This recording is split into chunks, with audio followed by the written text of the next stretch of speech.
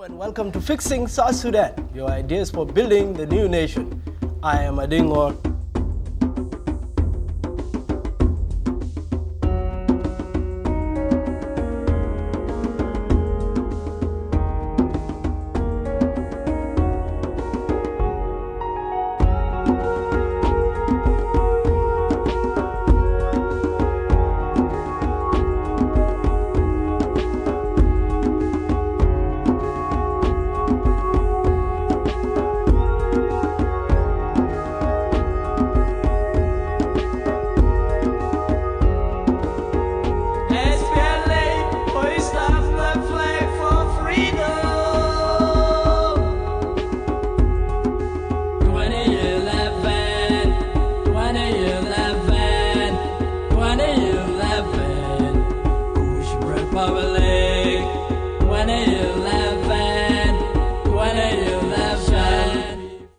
Welcome once to this special program of Fixing South Sudan. Dolco Media, in conjunction with the Ministry of Federal Affairs, we have an entertainer. His name is John Bagara, and he sings about peace has come to the Republic of South Sudan. He's the man of the hour, and it's our pleasure right now to welcome him before our panel kicks off in earnest. John Bagara, take it away.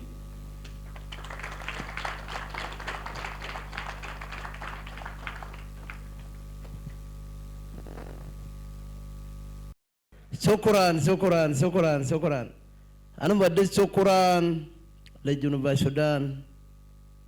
Wana badis syukran le Sol Fakir Mayadit, Rais ta Juba Sudan. Wana badis syukran le Nas Kubar al-Gabatu wa Kumatanna. Musila sanna ma bar mintum. Kana ana baru galili de yaw kana kan kaman. لكن بسلم انتم وايد الفقير مدى سلام يا رب سلام موطنين بقى تمام بقى مرتا مطرون انجيل سلام يا يونمي بتالاو في سجن بتالاو ابوبا سلام يا Salam ya Madakori, salam ya Mama, salam ya.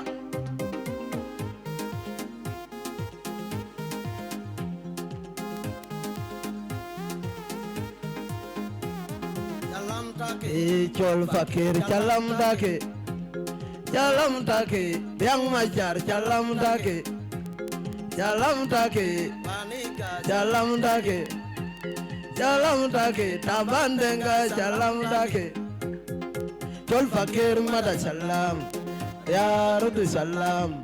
Motinin Vega Tamam, Vega Murtain, Motoron Angel. Salam ya, Piyunume, Bitalau,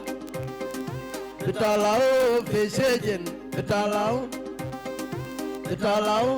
Abuba, salam ya. Salam ya Madakori, salam ya Mama, salam ya. Ayo.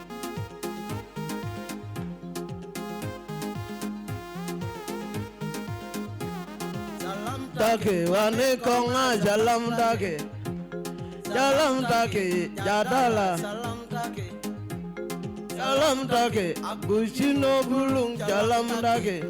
Salam take, Imamel Ade, salam take. Salam takun, Untum Kulu, salam takun. Salam takun, Untum Kulu, salam takun. Salam takun, salam takun. Salam takun, ayo DJ. Salam takun. Fakir Mada salam, Ya Rudu salam. Motinin Vega Tamam, Vega Murta, Motoron Angel. Salam ya, Piyunume, Bitalau, Pesejen, Bitalau, Abuba, salam ya, Madakori, salam ya, Mama, salam ya. Salam take, Palmanya, salam take, Ajang, Mamur, salam take. Al Fakir Mada salam, Riarudu Salam, Motinin Begatamam, Megamurta, Motorona Angel, Jalamja, Jalamja, Pionome, Vitalau, Vitalau, Vitalau, Vitalau, Jalamja, Jokuran. And before the panel kicks off, one more entertainment. Can I welcome comedian Manelson? Assalamu alaikum. South Sudan oye. Dolku Media oye. Dembesh Hotel oye. 10 states oye. I know what that means. I was doing a show like 2 days ago, right? And I was like 10 states oye. And everyone was like oye, apart from 3 guys. And I was curious. So I went up to them and I was like, why are you guys not saying oye? They were like, we are not part of the 10 states. We are from an administrative area. I was like, well, that makes sense. I have a confession. My confession is Arabic Mafi. Okay? So apart from Assalamu alaikum, I only know 4 other words in Arabic. That is Mashallah, Inshallah, Alhamdulillah, and Mabruk. And I don't know how to use them correctly. I'm also sure I don't know how to pronounce them correctly. All right? Somebody once greeted me like Khabar Shunu, and I didn't know how to respond to that. So I ended up saying Mabruk. I later came to learn I should have said Alhamdulillah, and now I say Alhamdulillah to everything. All right? And I don't know if you have noticed, but white people lately, they have been very scared in Juba, all right? And as a result, they've been shutting down roads. They've been limiting their movement in public places. And guess what they're scared of? Al-Shabaab. Really? In Juba? Al-Shabaab? Of all the things you should be scared of in Juba, Al-Shabaab should be the least, all right? If at all. I'm going to tell you things you should be scared of here in Juba, okay? And I'm going to mention them in no particular order. Number 1, unknown gunmen, okay? Number 2, Torontos. Number 3, slay queens. That is if you're a man. If you're a woman, you should be scared of niggers and Rasta men. They don't have money because they are unemployed, okay? And number 4, you should be scared of the newly installed Juba electricity, all right? 1 minute, your house is lit, and the next minute, it's on fire. Yeah? And number 5, you should be scared of Michael McQueen-Lueth, okay? Do you know him, sir? You should know him whether you like it or not. All right?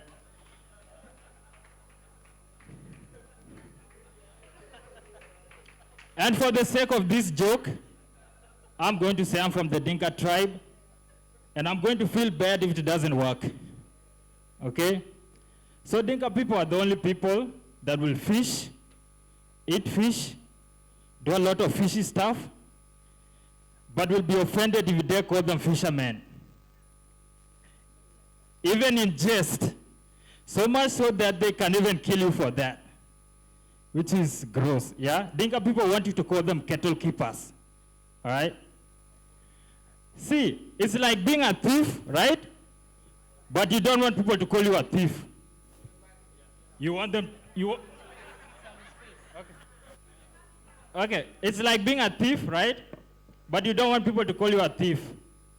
You want them to call you a politician.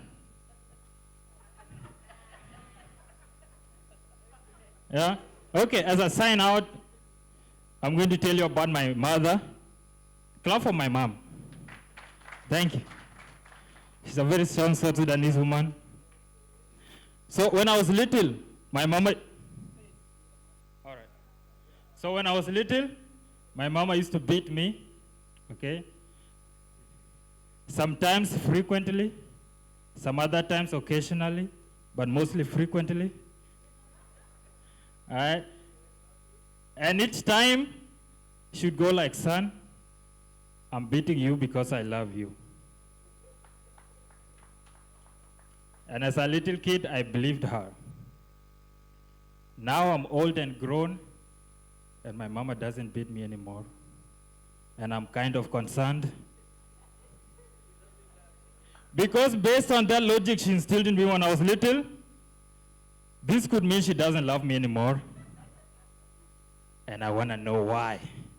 All right? I don't know, but on a serious note, who like our South Sudanese mothers that love is expressed through violence? All right? Because if that is the case, guess what? I'm planning to start beating my mama now. Yeah? Mostly, sometimes frequently, some other times occasionally, but mostly frequently. And each time I'll be like, Mom, I'm beating you because I love you. Okay, guys, you've been amazing. Thank you. Nelson, everybody, thank you very much. May I now welcome my panel, Honorable Minister. You're most welcome. Dr. K. Mola. May I welcome Honorable Aldo Ojo Deng, Member of Council of States. Please welcome. May I also welcome Honorable Angelina Tang, Chairperson, Strategic Defense and Security Review.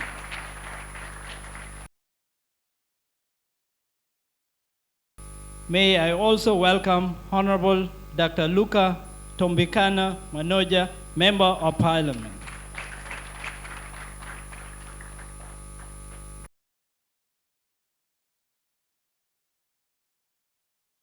And may I also welcome Honorable Dr. Salwa Gabriel Berberi, Member, National Constitutional Amendment Committee.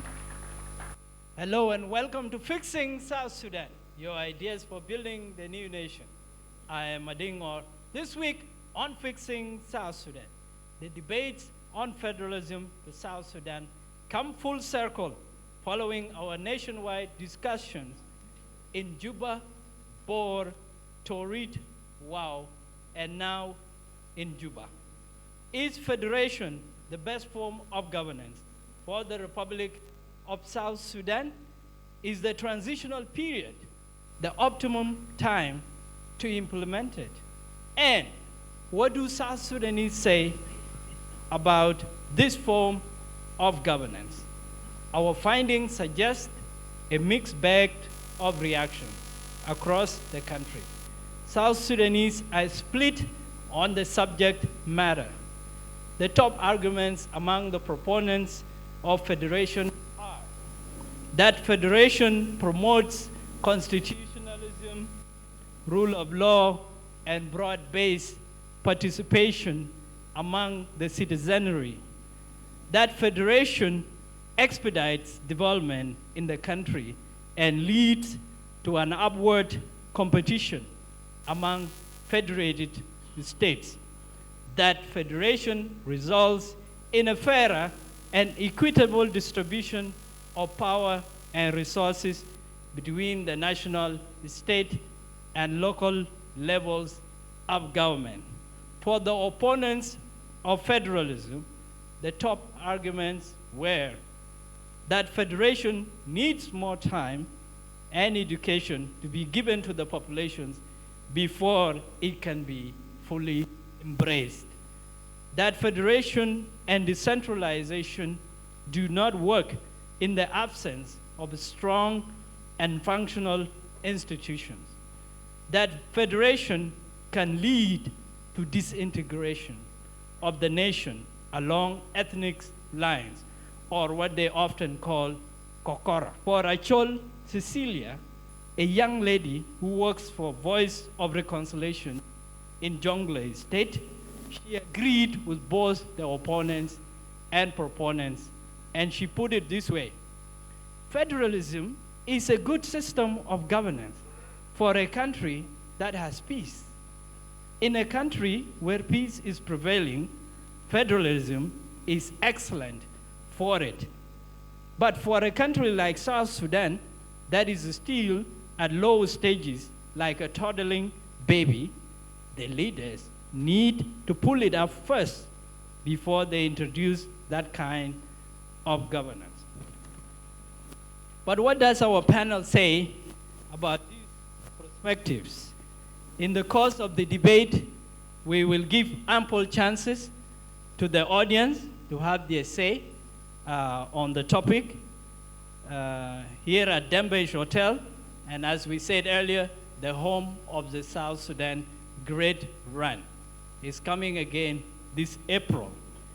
Joining us now to present their closing arguments in support or against the current system of decentralization or in support of federation are Honorable Dr. Richard K. Muller, Minister of Federal Affairs, Republic of South Sudan.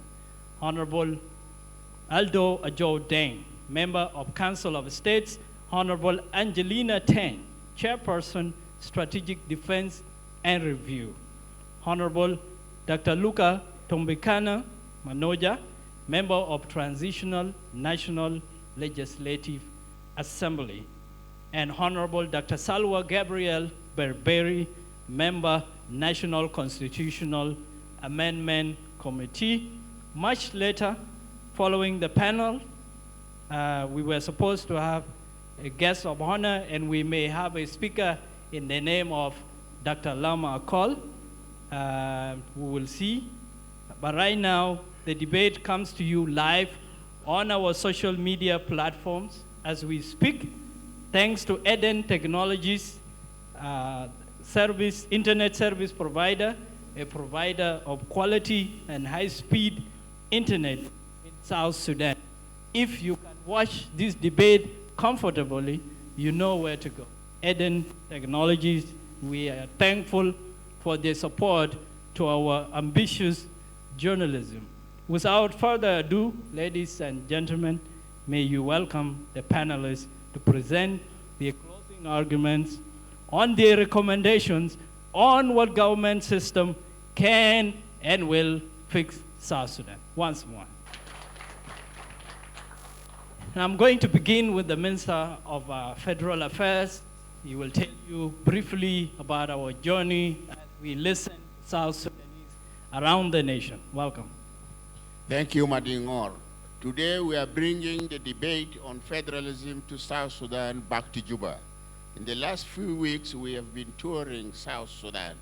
We went first to Greater Upper Nile region, and that was conducted in Bor.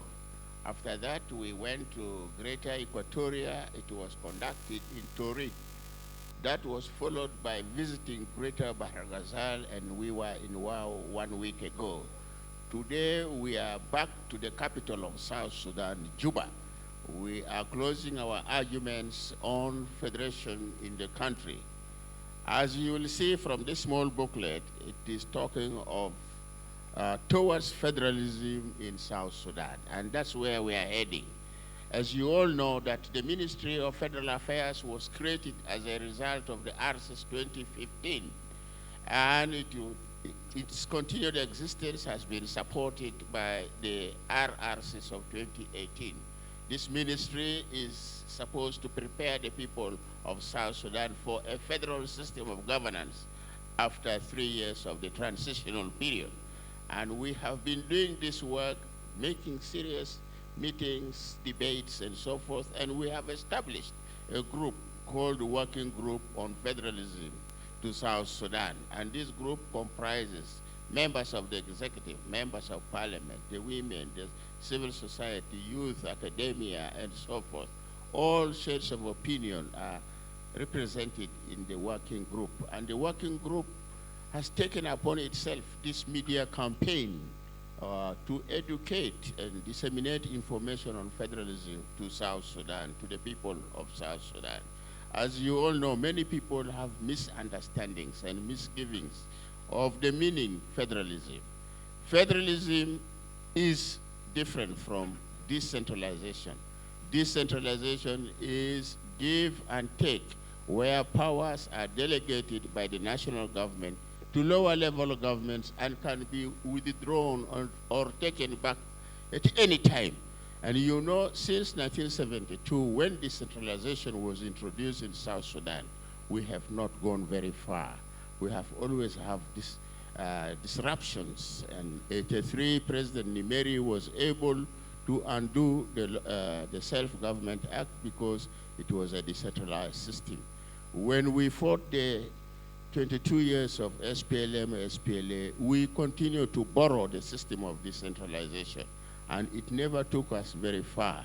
In 2013, it broke down again, and in 2016, it broke down again. The reason being that decentralization promotes centralization of power, actually. There is no difference between decentralization and the unitary government. The unitary government, which we have been exercising in Sudan since 1898 up to 1971, it never helped us. We were totally under Khartoum, and Khartoum was giving orders to all the governor generals, to all the governor. The governor general Khartoum was giving orders to governors in South Sudan. In a decentralized system, it is more or less the same. All directives go from the central government to lower level governments, and there is constant intervention and interference with the affairs of the lower level government. Furthermore, there is even insufficient financial support to make the lower system of governance to work. This is why we are moving towards federation. In a federation, powers are devolved constitutionally to the lower level governments. Both executive, administrative, and financial powers are devolved, and at the same time, they are protected by the Constitution. The autonomy of lower levels governments are protected. The citizens enjoy the benefit of electing their leaders and removing their leaders. It's not just by decrees. It is through elections, popular, democratic elections. And it is when the people of the country will begin to enjoy sovereignty, that is when they are able to exercise their political rights in the election of their leaders and removal of their leaders and holding them accountable to them. Can I seek a clarification? You have heard the arguments around the nation. Are you still for federation? And are you saying it must be now? The opponents have put forth arguments against federation now. Are you persuaded or not?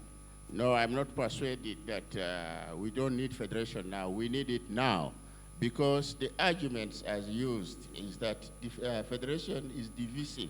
It divides the people. That is not true. Federation can unite people in diversity.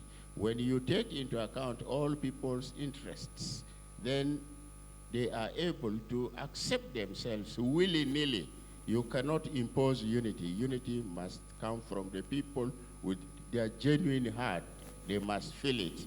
So the issue of division does not arise. Federalism does not divide people. It divides powers and resources. Secondly, that we don't have enough capacity. It's not a serious argument, because I do believe that we have enough human resource that can be trained and that can be utilized. We also have potential financial resource. We have oil, we have gas, we have minerals, we have agriculture, we have everything which we can use. You don't need to educate people first and bring federation. When the Indians went federal in 1947, until today some Indians are still illiterate, and the Indians are doing very well. They've become a world power today because of federalism. Thank you very much. Thank you very much. And can I welcome Honorable Aldo Joe? You have heard some of the arguments for or against federation, and this is the closing arguments. What would you like to put forward? Welcome. Thank you very much. The time is not allowing extensive talk. I'm happy to be here, and I want to begin with the fact that the country is returning to peace and itself. This is a great that I have to congratulate Salva Kiir and Dr. Oriak at this stage. We have said we have actually selected to go federal. And many people will ask us why. Why is South Sudanese proposed federal system as the most acceptable for the diversities? This one, I will qualify by saying that South Sudan, if we go back a little bit, the history of South Sudan, we were not by our own. We had the tax starting from 1820, and throughout we had the Arabs, and we had the British.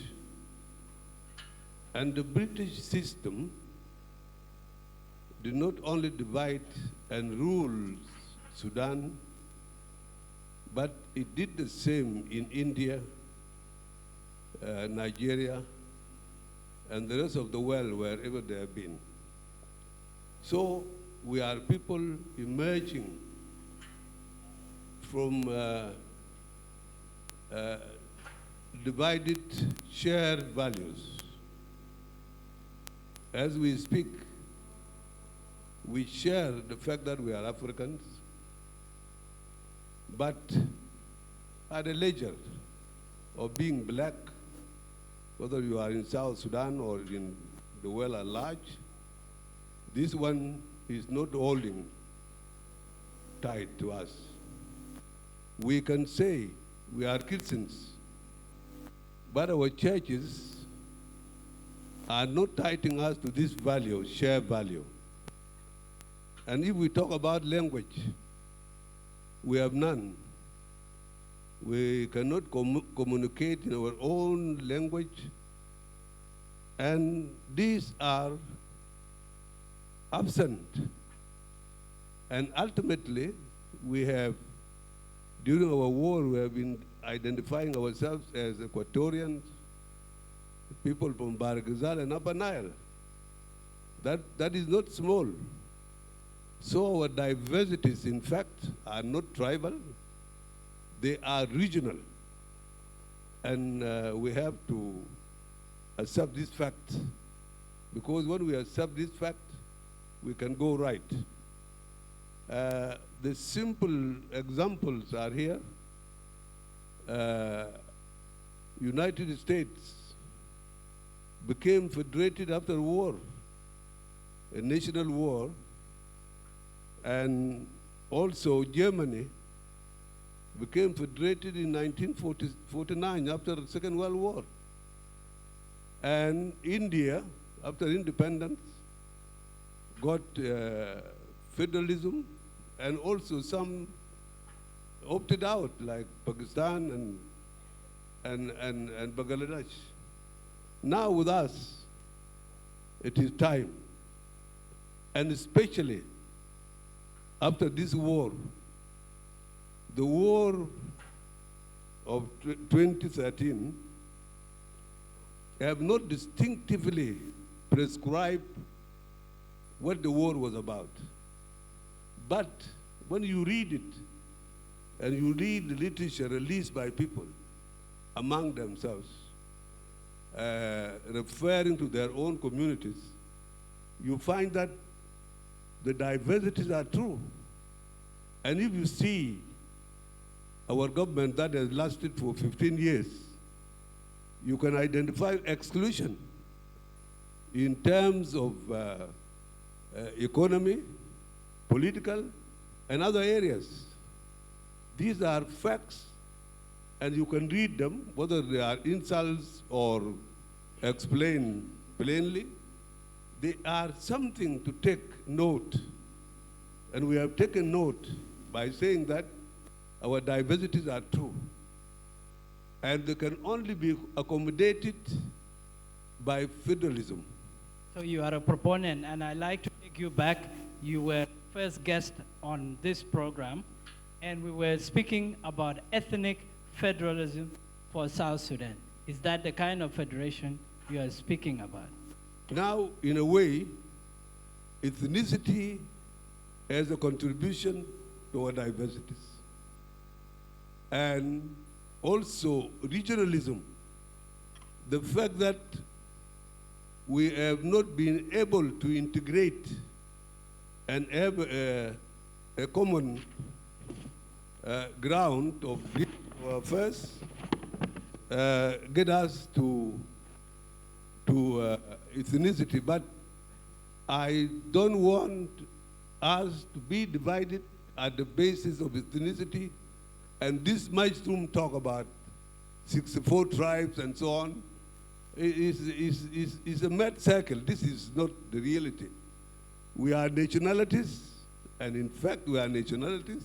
Today, in this area of Bari speaking is a nationality. Others are nationalities. The Zande are nationalities. The Denka are nationalities. The Luo are nationalities. And by the way, they can form their own nation. Let us not be afraid of pointing out the facts about us. And if we come together, we get to federal system, you will find that what is happening with the federal government and the state government are completely parallel development, taking all the rights to people everywhere. For example, in America, if you leave Washington to Chicago, you find that everything is in Washington is also in Chicago. It is also in California. And this is the development shared and spread to the areas. Thank you very much. We'll come back to some of your thoughts. We still have a lot of time. Let me bring in Honorable Angelina Tang to add her voice to this discussion. You have heard some of the arguments being put forth for or against federation.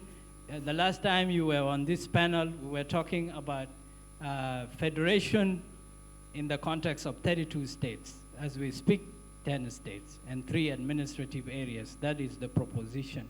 What would you like to say? Is federation is spelled out in the agreement? Is now the time? Are you for or against it? Welcome. Thank you very much for having me again here. And definitely now is the time because delaying things is what put us in problems all the time. I think it's high time that we need to begin to trust ourselves and have confidence in ourselves that actually we can get it right. And the only way to fix South Sudan, to address all of the numerous challenges that we are having, starting from tribalism to corruption, to ethnicization, to bad governance, to dictatorship, to you name it. The solution is to federate this country. And why am I saying this? The Honorable Minister earlier said decentralization, in fact, is a way of centralizing power more in the center. I'm saying this because when you federate and you give power and resources to different levels of government, you're bringing into participation more of your people and more of your citizens.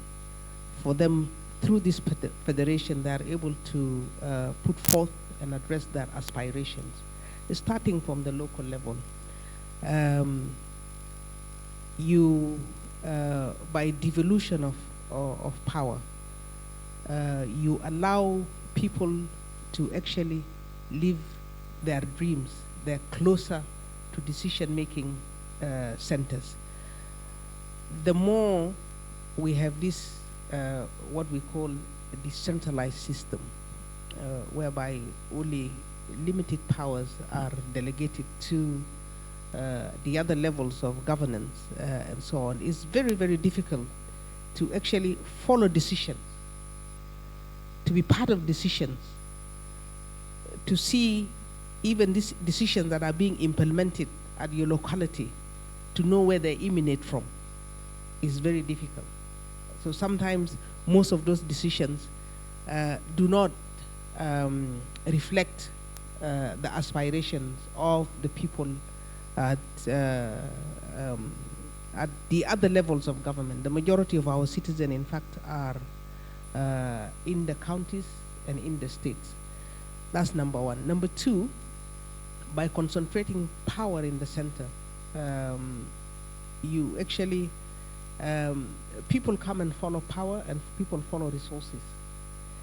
The states and the localities are denied the necessary capacity. You see, even people who do not have much education, because people think that opportunities are where the power is concentrated and where the resources are concentrated. You see congestion in places like Juba, very pathetic sights of people who leave their livelihood and leave their farms because they think that there is greener pasture where power is concentrated and so on. You would do away with that by devolving these resources to the localities, by them being part of decisions at that locality, so they would know that there's nothing to run for in the center. Knowing that at the federal level, the powers that the federal level have really have nothing much to do with education at the local level, because at the local level, at the state level, you decide your education policies. At the local level, at the state level, you decide your health care system. You have the resources there, so you won't have to be wondering and looking to say, I need to go to the capital for those. You have a say in your health system. You have a say in your education system. You know that the power that the national government have is maybe about, building major highways connecting the different states. You know that the power that they have here is about foreign policy, is about defense. You have a say in your own security because you have state police. You would legislate for the things that affect you and impact you, which are unique for that particular level of government, the state and so on and so forth. So when people say that now is not the time and we need time to educate, who are we to decide that we are better off? We have what it takes to educate others. I don't think anybody has that right to say, we need to educate people. Who is to educate? The people from the state level are just like anybody from this central level and so on and so forth. In fact, you will attract elites to go back to the states once power and resources are devolved to the states. So I don't buy that argument to say that this is not the time. It's just like the argument when people say, peace and justice, peace first and justice has to wait. Peace and justice and reconciliation, these are three phases of the same coin, and they have to happen in the same sequence and so on. And it's exactly the same as you talk about federalism. Do you buy the argument of the young lady that the nation is torn by war, it needs to be put together before you put an elaborate plan for federalism in place?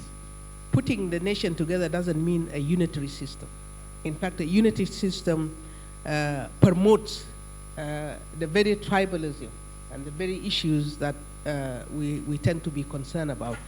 Putting the nation together is by federating it, by giving people back the power, by giving people back the resources to rebuild their ruptured lives, to start thinking about their futures and so on and so forth. By federating, you encourage those who have gone to the refuge, who are now in POCs, as said earlier by our good singer, to come back and go to their states. Right now, you have people in the POCs who you don't even know when they come out. They've been living maybe in Juba, but probably don't even have opportunities for getting jobs. But can I make a statement of fact that on paper we are not a unitary system, we are a decentralized system, which is a form of federation? Are you saying that does not go very far enough, or it has not been implemented? In fact, the decentralization we have here is the worst form of unitary system, because when you concentrate powers on the executive, and particularly on the president, then you have an issue. You have an issue. In fact, our system, as we call it, the decentralized system, when you delegate powers, you're not supposed to go back and, take them back in a way. For example, you would have elected governors. We have elected governors. Now, when you have an elected person, the person who is supposed to remove that elected person is the people who elected that person, and so on. So in fact, we have a system where interference from the center is so much so that is actually worse than a unitary system. It doesn't promote anything in taking this country forward, in addressing the issues of corruption, in addressing the issues of tribalism. Thank you very much, and may I welcome Honorable Luka Monoja to the debate. And there are those, you have heard some of the arguments for and against, and those who still feel strongly that federation is a form of division, is kokora, that everyone will go to their respective area, and there is no strong institutions holding the country together, so the time is not now for federation. Welcome. Thank you very much, Madingor. Federation is overdue. We should have started federal governance in 2005. And this is why I tell you. A unified government that we inherited from Sudan or from British or whatever you call it is not the system South Sudanese in their cultural communities govern themselves. In our tribal communities, we tend to be independent, we tend to be federal, we tend to be concessional. And our political history added to the fact that even when we were being faced by the Jalaba as South Sudan, we fought automatically as one unit. And when we come back home, reflexively, I've been a militant since 1961, reflexively, we come to say, oh, he's Equatorian, oh, he's Bahar Ghazal. And when you come to Equatoria, then it's, oh yeah, he's from the east, or from the west, or from the various speakers. Our reflex demonstrates diversity. Our artificial creation demonstrates unity, which is a mechanism of control. We still, after we become free de facto in 2005, we continue to behave like subject people. And among a subject people, government is an instrument of control. Among free people, government is a mechanism of facilitation. And federalism is a system of governance among free people. It is a system of facilitation. It is not a matter of being under this one, under this level. It is, as the literal meaning says, federalism is a system of sharing power. That what I do in Equators or in my wood, which concerns the people of my wood, we do not have to wait for Juba to take a decision. And there are those things. And when what I do in Yei, which is 80% agricultural and 9 months of rain, it is not the same as in Pibor, where 80% of the people are involved in livestock, and probably what they want to do is different. And what we want to do together, to be able to say nobody attacks South Sudan, nobody undermines South Sudan, is prerogative of the central government because not all of us can have a coordinated response to an aggression from outside. It needs to be unified. This, to me, is the basis of federalism. First, is an element of political freedom. Second, is an element of shared sovereignty. They say what concerns all should be discussed by all. Something about livestock, you know, if you come to Yei, for instance, Yei area, or to Zande area, it's a minor preoccupation of the people. So their policy concerning livestock cannot be compared to the policy of Pibor or the policy of Toposa about livestock, and vice versa for agriculture. That is the basis of federalism. That is the basis on which you say at a certain level, power is exercised at that level. And we act reflexively. Even now, as we are having a centralized system, it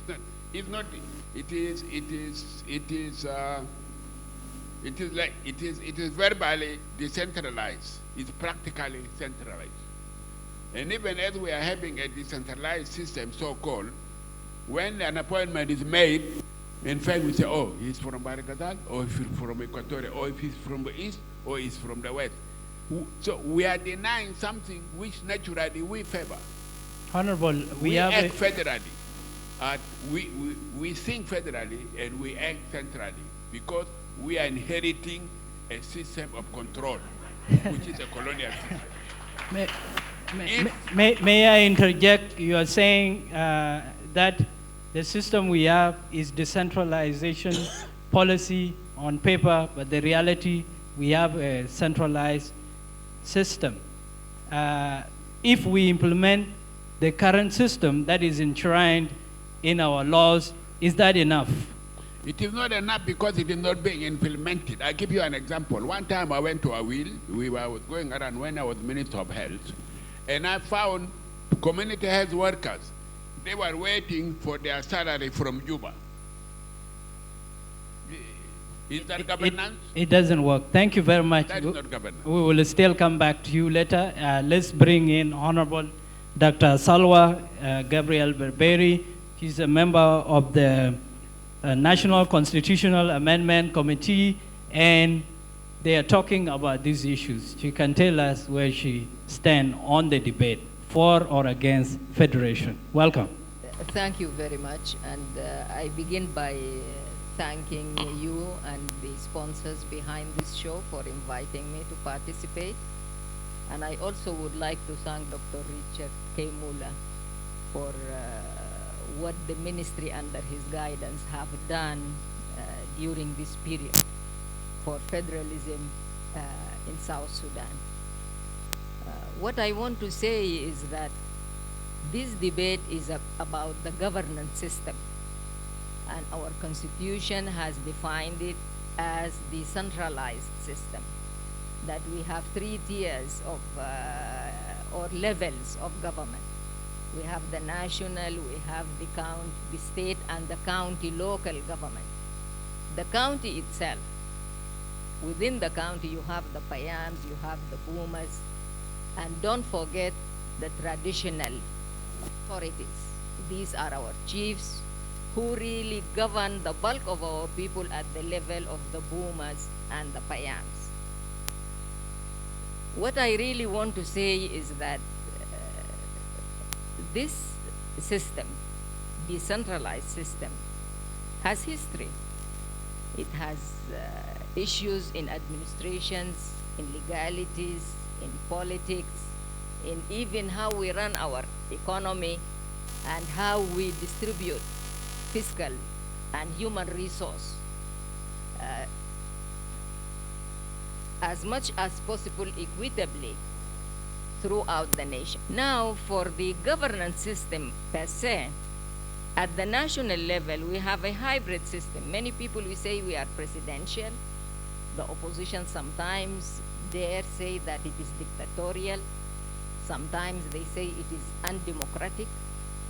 But it is a hybrid system. You have presidential and you have premiership and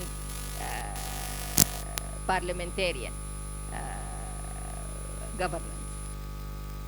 Remember when we were adopting this transitional constitution, there was a debate about the concept of sovereignty and who is the sovereign. And there was a huge debate as to sovereignty is with the people. That was the projection at that time.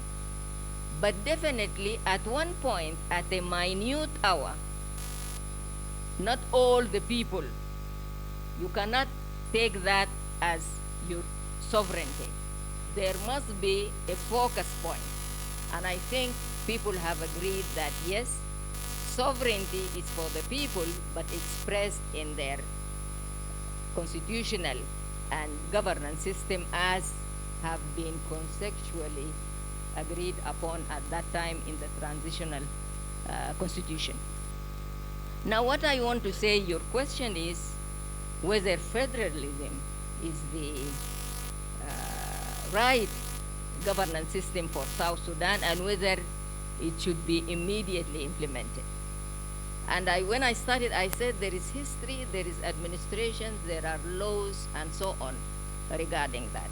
It is not so easy to do it right now, right away, because you need to look at all this and bring them together before you implement that.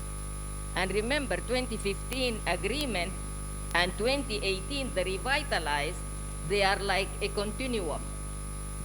We started with the first agreement, and now Tigono is still in power under the first agreement, and it didn't go much, and they have gone back to discuss and negotiate, and they came to us with this R agreement. And we are expecting to have the revitalized government to implement this.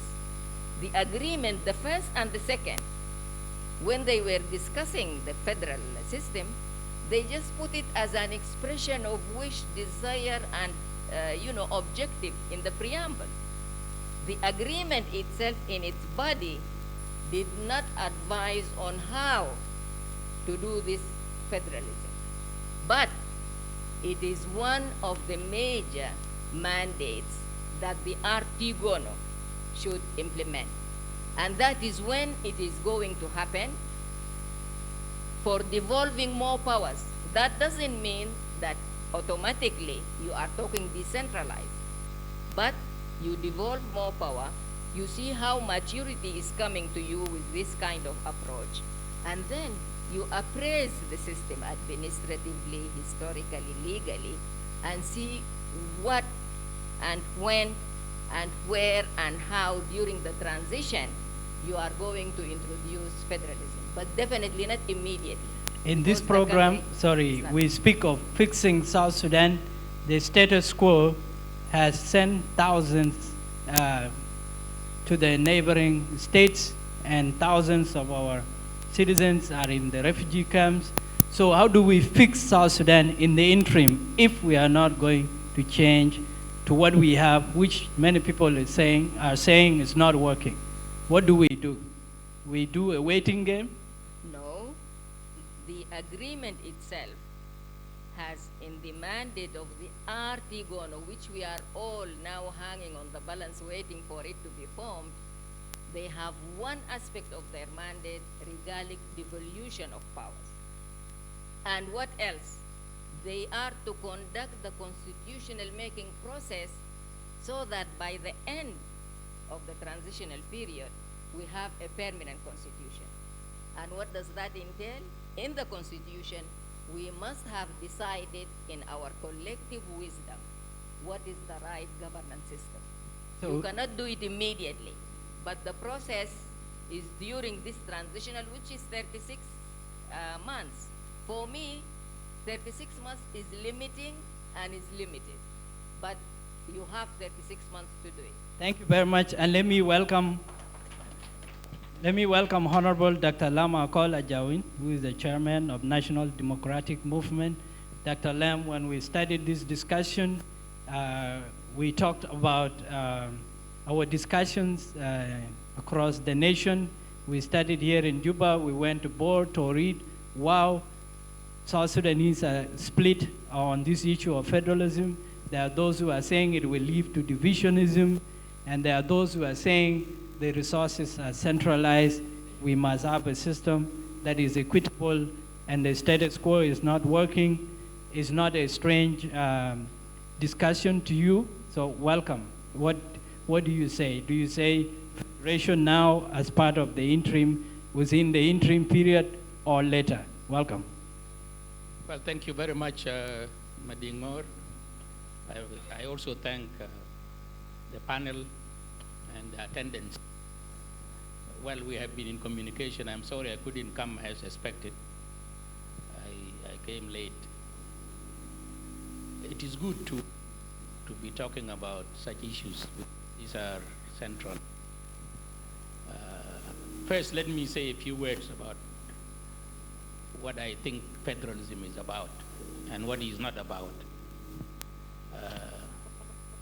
Federalism is a form of governance that tries to address diversity. Most of the countries that adopt federalism, they have some form of diversity that they need to address so that the country can be united. In fact, the very purpose of federalism is national unity. And this is always a concept that is done by those in power. They will always tell you that federalism is divisive because they want to maintain the grip of power in their hands. But the very essence of federalism is to maintain national unity. And national unity means all of us must be involved in running the affairs of our country. And federalism is trying to address that, because you cannot have a very few people deciding for all of us in the country. And there are things that, as mentioned earlier, there are things that can be done on the local level.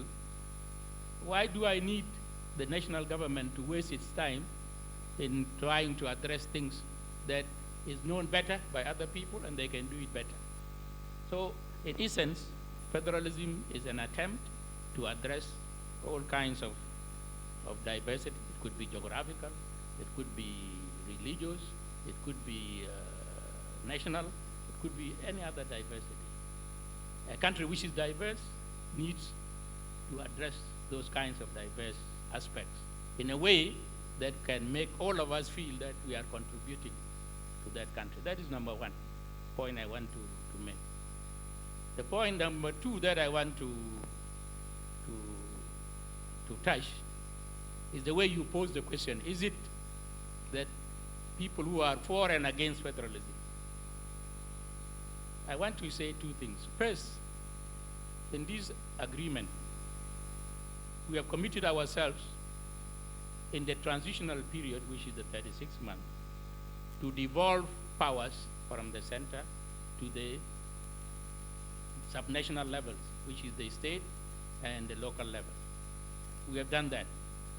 But we also made another big commitment in that in the constitutional making process, federalism will no longer be subject for discussion. It's going to be adopted. It is adopted before we even sit in the National Constitutional Conference. What we'll discuss there is what kind of federalism do we think is good for us in South Sudan. Because there are many types of federalism.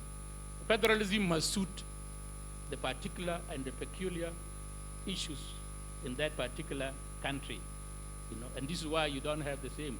You look at federalism in Germany, it's not the same as the federalism in the United States, it's not the federalism in Nigeria, and so on.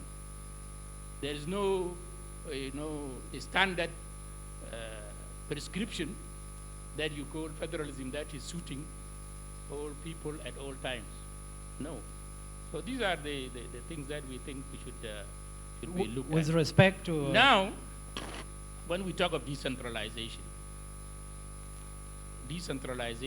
yes, the structures are there. Also, federalism can have its structures. But you don't judge only about its structure, you judge about practice. Since 2005, we have been singing this song that South Sudan is a decentralized system. But look at the statistics. They are even worse than a unitary government in other places. Resources, you find there was a time when it was 85% of the resources of the budget was expended in the center. Only 15 goes to the states. 10 states at that time. You find that you don't have anything called a federal police. Everything is a national police. It's the one that goes to all other places and all this. Education. The local areas are not allowed to do the kind of education they think is fit for them. Like you mentioned, the question of health and the workers in Awil waiting for salaries in Juba. In fact, one important consideration for federalism is actually to be self-sufficient. Federal states should support the national government, not the other way around. So decentralized. The real federal system should be like that. But now here, even the oil producing states are not paying their people. So there's something wrong. If there is something wrong, and if the decentralization policy is not working, who is to blame? And I'm not talking about blame. And most of you have been integral, have been part of the government. I don't want to get into blame game because it will cloud the discussion. Let's not talk about principles. What should have been done? We should fix it. And what needs to be done? Yes. We should fix it. We'll fix it by identifying what we need to do, not who did wrong. Let's not go back to the past. Thank you very much. And maybe I have not finished yet. I'm still. Yes. I want to say something about the Constitution. Our Constitution of 2011 was actually a hurried Constitution, and the mandate was also, let us not forget, the mandate was, according to the interim Constitution of 2005, the mandate was that interim Constitution will be reviewed so that it becomes the national constitution in the interim period. Because you introduce things that are national, that were not there. Because that was a regional constitution. We don't call it like that. The government of South Sudan is a regional government. But we don't say it is a regional government because some people find it offensive. But that is the reality. The constitution was a regional constitution. It was to be debated, to be reviewed so that it becomes the temporary constitution for our new nation. And therefore, the aspect of review was limited. It did not get into other issues. It was limited. And that's why we cannot really take it as the kind of constitution that we have debated and that guides us for the longer period. Even this revitalized constitution that will come, the revitalized has become the word now. So the new constitution will be revitalized constitution. That constitution, again, is also temporary. Federalism. Until we discuss the permanent constitution in the constitution-making process, which has a time span in the agreement, you see. The federalism is going to be an agenda for the transitional period. Do you want it to be implemented during the transitional period or after, as she's arguing? There are certain aspects that can be implemented immediately. It doesn't need, for example, when you talk about devolving powers and resources, because there are no powers without the resources. Okay, that one. Why do you need to wait? What are you waiting for? You have the powers and you have the resources. Okay. We are waiting for the political will. And before anyone says something on the panel, we are going to go back to the audience. They have been listening to us. They will have questions. And maybe if someone has a view, it must be a very limited view, and then we will bring it back to the panel. I'm Reverend Squat William Ngor. I'm a former advisor in Goreal State. Can you repeat your name? Quat William Ngor. It's my first time to be in this discussion, but I've been watching on TV. I've seen a heated discussion. Some are in favor, and some are not. The reason I stand up to say something, I appreciate the panel. Most of them are in uniform, and that is the spirit we needed so that we can go forward in this nation. I'm one of the example who live in a federal country. I live in the United States of America for 25 years. And what I have here is my Social Security card. I decided to bring it out of my pocket so that you can see. With this Social Security card, when I was in US, if I want to move to different state, I will just pack my stuff and go to any state of my choice, where I will find a job, find accommodation, and even be assisted by the local government if my things are tight. So, example of federalism is nothing really bad about it. It was like it was discussed that it is giving the power to the local, to the state, so that it can exercise its powers, use its resources, and distribute the power even to the level of the lower government. Thank you. Thank you very much. Thank you. Thank you very much. Thank you, the panel and the audience. I have two issues to raise here. I'm really very happy today to stand before the panel, these great elders. Name and association. I'm Honorable Awate Esther John. I'm from Central Equatoria.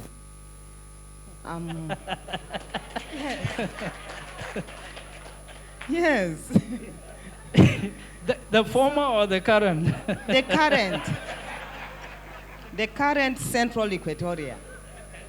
I'm really very happy to see these great elders. I have one question to my great elders. I want really to find out from these great elders, Luka Kana Monoja and the Lam and my dear great elder here. The first agenda with the Jalaba was to have a federal system within the whole South Sudan and the Sudan at large. What happened at that time when you were there at that time and still you are here? We are still talking of federal. What is happening within the South Sudanese? You are here, can you tell us so that your friends who have gone can still see that you people are here as great elders, you are still putting the shoes of your four brothers who have died. Thank you. What is the problem? Two, I have the second question. My second question goes to the sister who is in the Constitutional Amendment Committee. I have a great concern upon the Constitution Amendment Committee. The peace agreement has stated there clearly that there should be a federal system in South Sudan. What happened with the Constitutional Amendment Committee that objected to put that article properly in the Constitution? Thank you very much. So that we see that the federal issue is raised here. Thank you very much. Okay, good morning. My name is Parek Mudwot. My thanks to the panel for a very interesting discussion. My question is basically on the constitutional element. Obviously, the agreement talks about a South Sudan that would be a federal state, but the elements of that federal state are yet to be outlined. And I think one of the major concerns why many people are apprehensive are two things. You know, obviously the concern that this will lead to the disintegration of the country because of the grievances among us. And the second element is personal rights. You know, as you can see, the element of people saying that you can be in this state, or having a federal state really means that, you know, we control this whole state and only people from that ethnic group or from that tribe are entitled to whatever comes out of that state, or even the right of living there. So the question is, like, I think one of the main concerns is how would the constitutional making process ensure and address this thing? You know, the sanctity of the unity of South Sudan, which is the concern of many people, protected in the Constitution in very clear terms, because I think even in the experience of the United States, the central government fought the states that tried to secede, because that was like an attempt to break up the federal system in the United States. So you need to actually establish that in the Constitution in a secure way to ensure that the country remains united. The second element is the personal freedom. What part of the Constitution will address the Bill of Rights for individuals? And I think if you can bring those two elements together, I think there are very compelling reasons for us to establish a federal system in this country. Thank you. Thank you very much. Thank you very much. Fixing the Nation, I appreciate your opportunity given to me. Mine will be very specific, because like the way my leaders put it before, that the federalism is not being well understood. Your name and association. Thank you. Maria Keshbur, the chairperson of Women Bloc of South Sudan, and I'm from the old Yuri state, or Fanjak state, and we are now in Jonglei state. This is one of the things that I was like confusing a bit. I was sharing with my colleagues here, telling him that it will be like 32 state again if we are not careful. Because anything we start, we have that an appetite, have appetite of to start it and work on it and make it happen. But at the end of the day, we lose hope on what we are following. I was just a little bit having a doubt of petrol issues because we cannot discuss it alone with the people of South Sudan, and one choice is not enough for everyone. And I think the best thing is the whole South Sudan first understood what is the meaning of petroleum. They have first to know what is their benefit. They have first to know where will the resources coming from, because we have the issue of the finance all the time and the corruptions and all this. Are we all ready for that, that we step on it today, that we are ready for it? Where are we going to get all these services? And it is not the only of having services.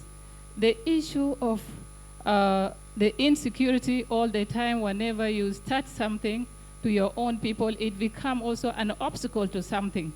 So if we are not careful, we are going to lose it also at the same time. We are also like, people working on the rough road. We are still in the rough road. South Sudan is not yet smooth. It's not time for it, and we cannot go for it right now. And we have to give a chance to our people outside the country.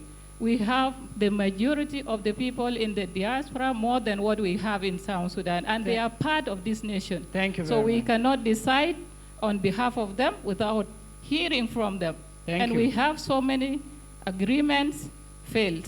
Thank you So very many much. governments start and want to be killed. Thank you by very our much. own. And if Thank you insist, so much. very quickly, please. By the way, I'm in the right place. I'm a student of political science. And when we talk of type of governance and system, this is my place. You see, we have different types of federal system, as my doctor put it before, Dr. Lama called. We have so different types of this system, of federal system. But I'm wishing, let us adopt the system of cooperative system so that we can apply it. Stay put in one place, please. Yeah. The other issue is that in 2005, when the government was formed, all of these people that were there in that government, why do you fail by then not implementing this system? That's one question. Number two is, based on my own observation, people are trying to rush to this system because in the next government we will form, maybe tomorrow or next tomorrow, people want to jump some other mistake which they have did in this process, starting from 2005 up to today. They want to form federal system whereby you can go and loot people in somewhere, and then after 3 years, these people will come back again when they have looted the resources to come and shoot people again. Ladies and gentlemen, this system should not be applied right now. It should be applied after 3 years. When it analyzed properly, it should not be like the 32 state. I'm the one of the students who fought for 10 state. I was against 32 state. Thank you very much. Yeah, thank you. Thank you. I'm going to get just a couple of chances, and then I'll bring it back, and then it will go back to you. Thank you, moderator. You have already said my name. I want us the issues that are concerned about federalism is about how do we South Sudanese want to live. It is not about our mistakes. We want to find out what will make us have services, what will make us have hospitals, have schools, and have our people like this young man here actually contribute effectively, because some of us are overqualified and they are underutilized. That is a resource. And that resource must be utilized. You cannot wait for 3 years to utilize these young men here in this room so that you can build the roads. We can go to WOW in 5 hours by road. This is what federalism is all about. It is not about what system. We have been in parliament since 2010, and I sit in the committee for economy. When we divide the money, the people in the states, they're waiting all, sitting there waiting for transfers. This is why the salaries are coming from Juba. But ask, you should be giving the money to run the government that you have chosen to go to. Thank you. This is what I want you to be thinking about. Thank you very much. Don't think about the negative. Think about the positive, how we organize ourselves in these 3 years. Thank you very much. Thank you very much for giving me this opportunity. I'm really very happy to be with you today for fixing South Sudan, because I have seen you, our leaders, you are here. My name is Maria Gideon. I'm Deputy Chair for Women Bloc, as well as I'm Deputy Director for War Widows, the 21 War of Australia. You're not sharing power. Yes, my question is this. As my brother put it, we South Sudanese people, when we want to do something, we will forget the good things. During the 21 years we fought, our husband died because of this country. When we achieve the goal, we forget how to plan to bring things together. That is why I'm asking, why are you not starting the federal system since 2005? Thank you. There is another one. Who divided you? Because you are singing, we have been divided, we have been divided. That is why we are fighting. Who divided you to fight? Thank you. Thank you very much. And let's bring it to the panel. Thank you, Madingo. I want to answer the lady, the Honorable, is it Honorable Mary Awate? Yes, Esther.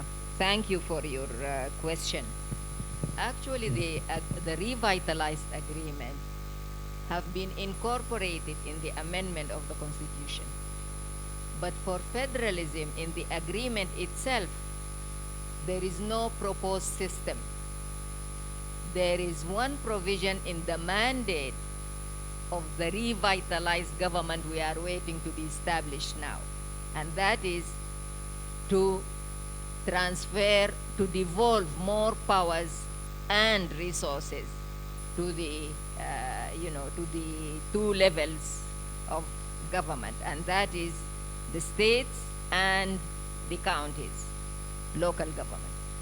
Now, there was an issue about the constitutional lawmaking and how can we reflect in the content of the governance system or the federal system itself to ensure unity of the country, because there is an argument that it may divide us more. But remember, even for the decentralized system, the Constitution speaks the principles that govern decentralization. Number one is unity in diversity. So it is already there. And I think when we discuss decentralized system and as opposed to federal system, I don't think they are far apart, except maybe if you read the pamphlet by the Ministry of Federal Affairs, the decisions or the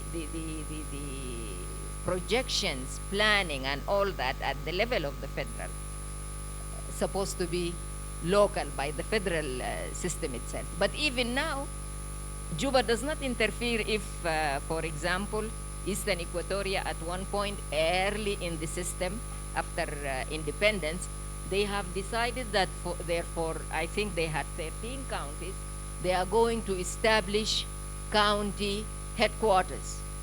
And now you go to Eastern Equatoria, any county you go to, you feel proud. 3-story building with the flags flying. But that is not common in all South Sudan. But that was the decision of the decentralized state government in Torit. And we admire that. So it is not really very far apart.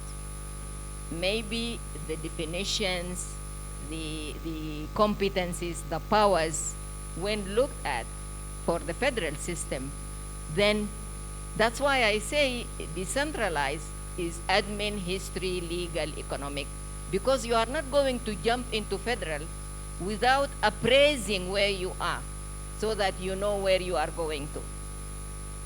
The question about the Bills of Rights, the Bill of Rights have become now as our sacred book, the Holy Grail. And I think any constitution, permanent constitution for South Sudan will have a chapter on the Bills of Rights.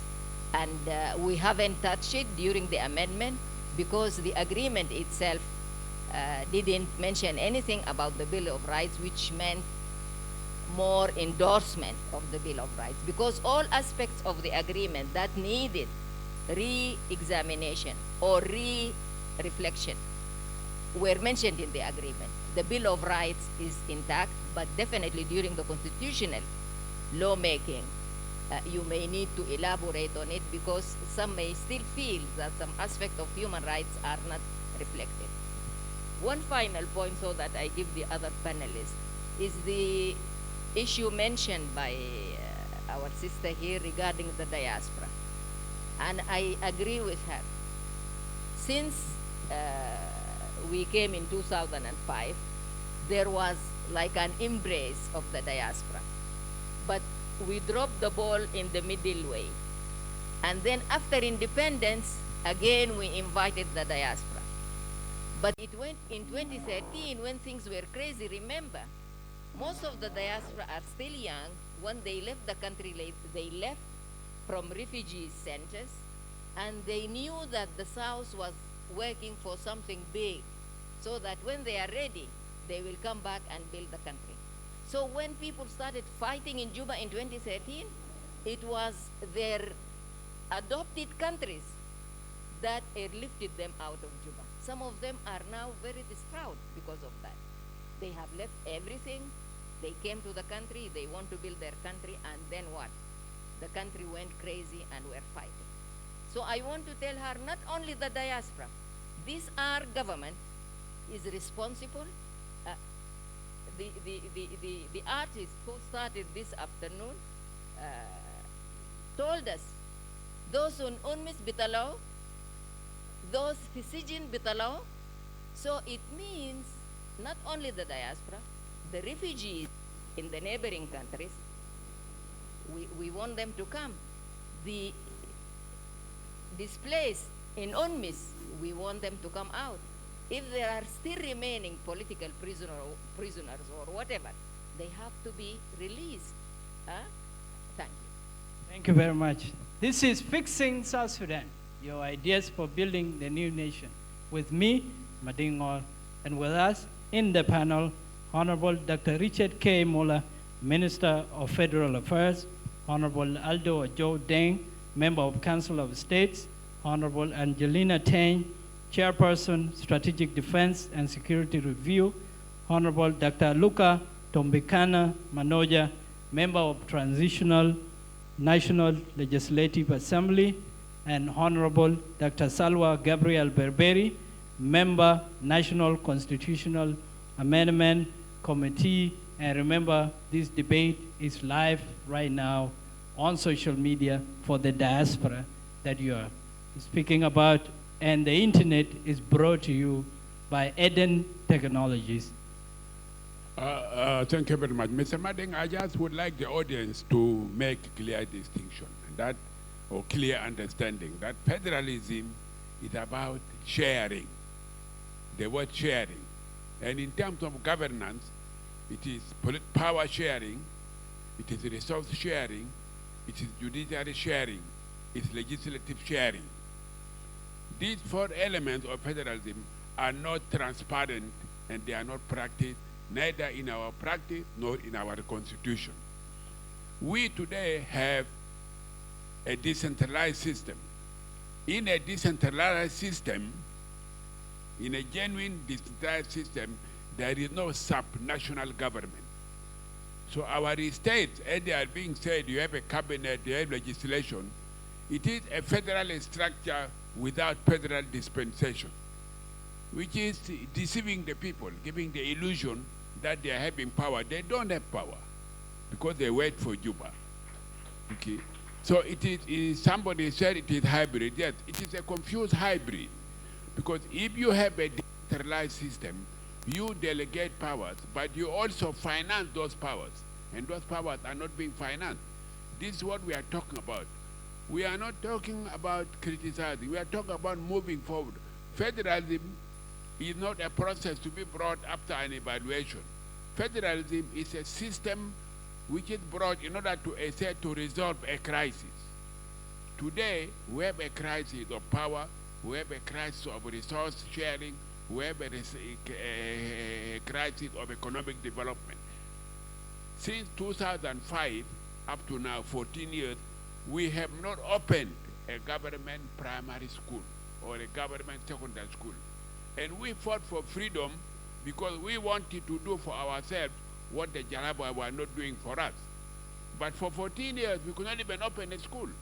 For 14 years, we could not even build a 20-kilometer road, except Juba town, which is for us the elite. Federalism is about sharing, not about giving. But we have inherited the feeling of subject people, that government always give, government always give. We are free people. It's time to share, not to receive. And that is our challenge. Thank you. Honorable Angelina. Yeah, I just want to add the word, when you say sharing, is also about participation. So these are two things. You share whatever resources you have, but you also all participate in the decisions. And this is very key. I want to one of our problems and that cause issues, because I heard the young man, William, who said about concerns about disintegration. In fact, what brings crisis and what brings disintegration is exclusion. In the current system that we have, the majority of our people are excluded from decisions. They are excluded from participating in what concerns them and their future, and so on. In a federal system, you will bring inclusion. And by including everybody, automatically it's a resolution of problems, of issues, because you're not suspicious that what I have in terms of resources is actually less. Somebody else is eating more in a neighboring state, and so on and so forth. Because what you have as a state, you would have to share with others. All the states would have to share what they have. and you would share with the center. Because as said earlier, you know, where the center bring its resources from is supposed to come from the different levels of government. Notice I always use the different levels of government. I don't say lower levels of government. There is no lower level of government when it comes to a federal state, to a federal system. So this is important for us to note. There was a question, why did we not implement in 2005? We could not implement in 2005 because the agreement we negotiated in 2005, even though the system in Sudan then, the one we adopted, was described as a federal system.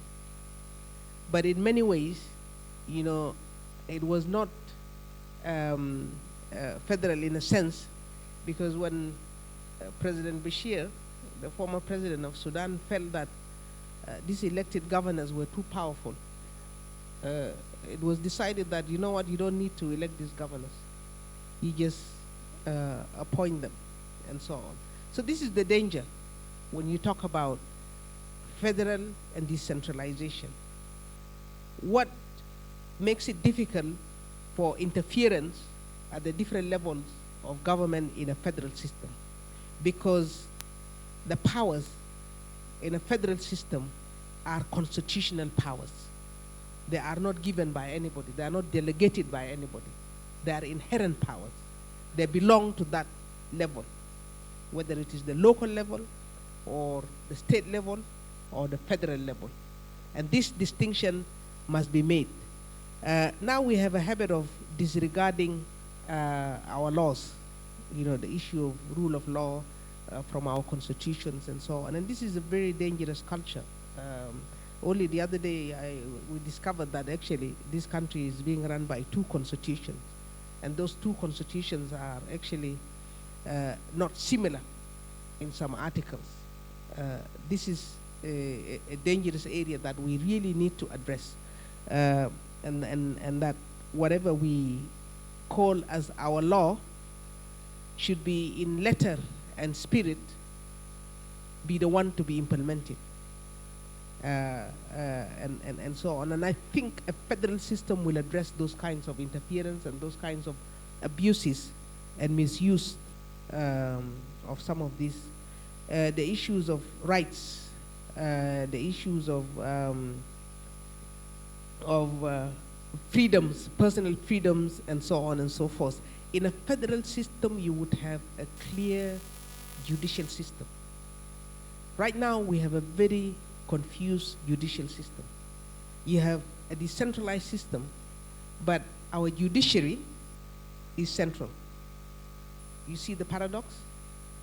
In a federal system, you would have, for example, at the state level, you'd have the different levels of courts, but of that state. But you will also have federal courts. And they are parallel, they mirror each other. They mirror each other, and so on. And the other big mistake that we make is not considering our traditional customary courts as a level of judiciary. Especially when you know that over 90% of our cases are actually addressed at that level. The family law, the marriages, the divorce, and what have you. This is the majority. And yet, it is left hanging, and there is no link between it and the next level in the judicial system.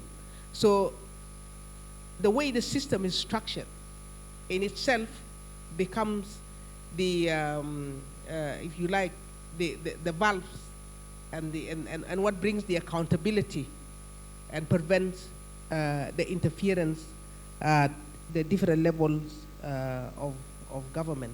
So I want to, at this stage, I want to say that what we need, what we are concerned about, in fact, all the concerns that have been raised with regards to federalism are addressed by federalism.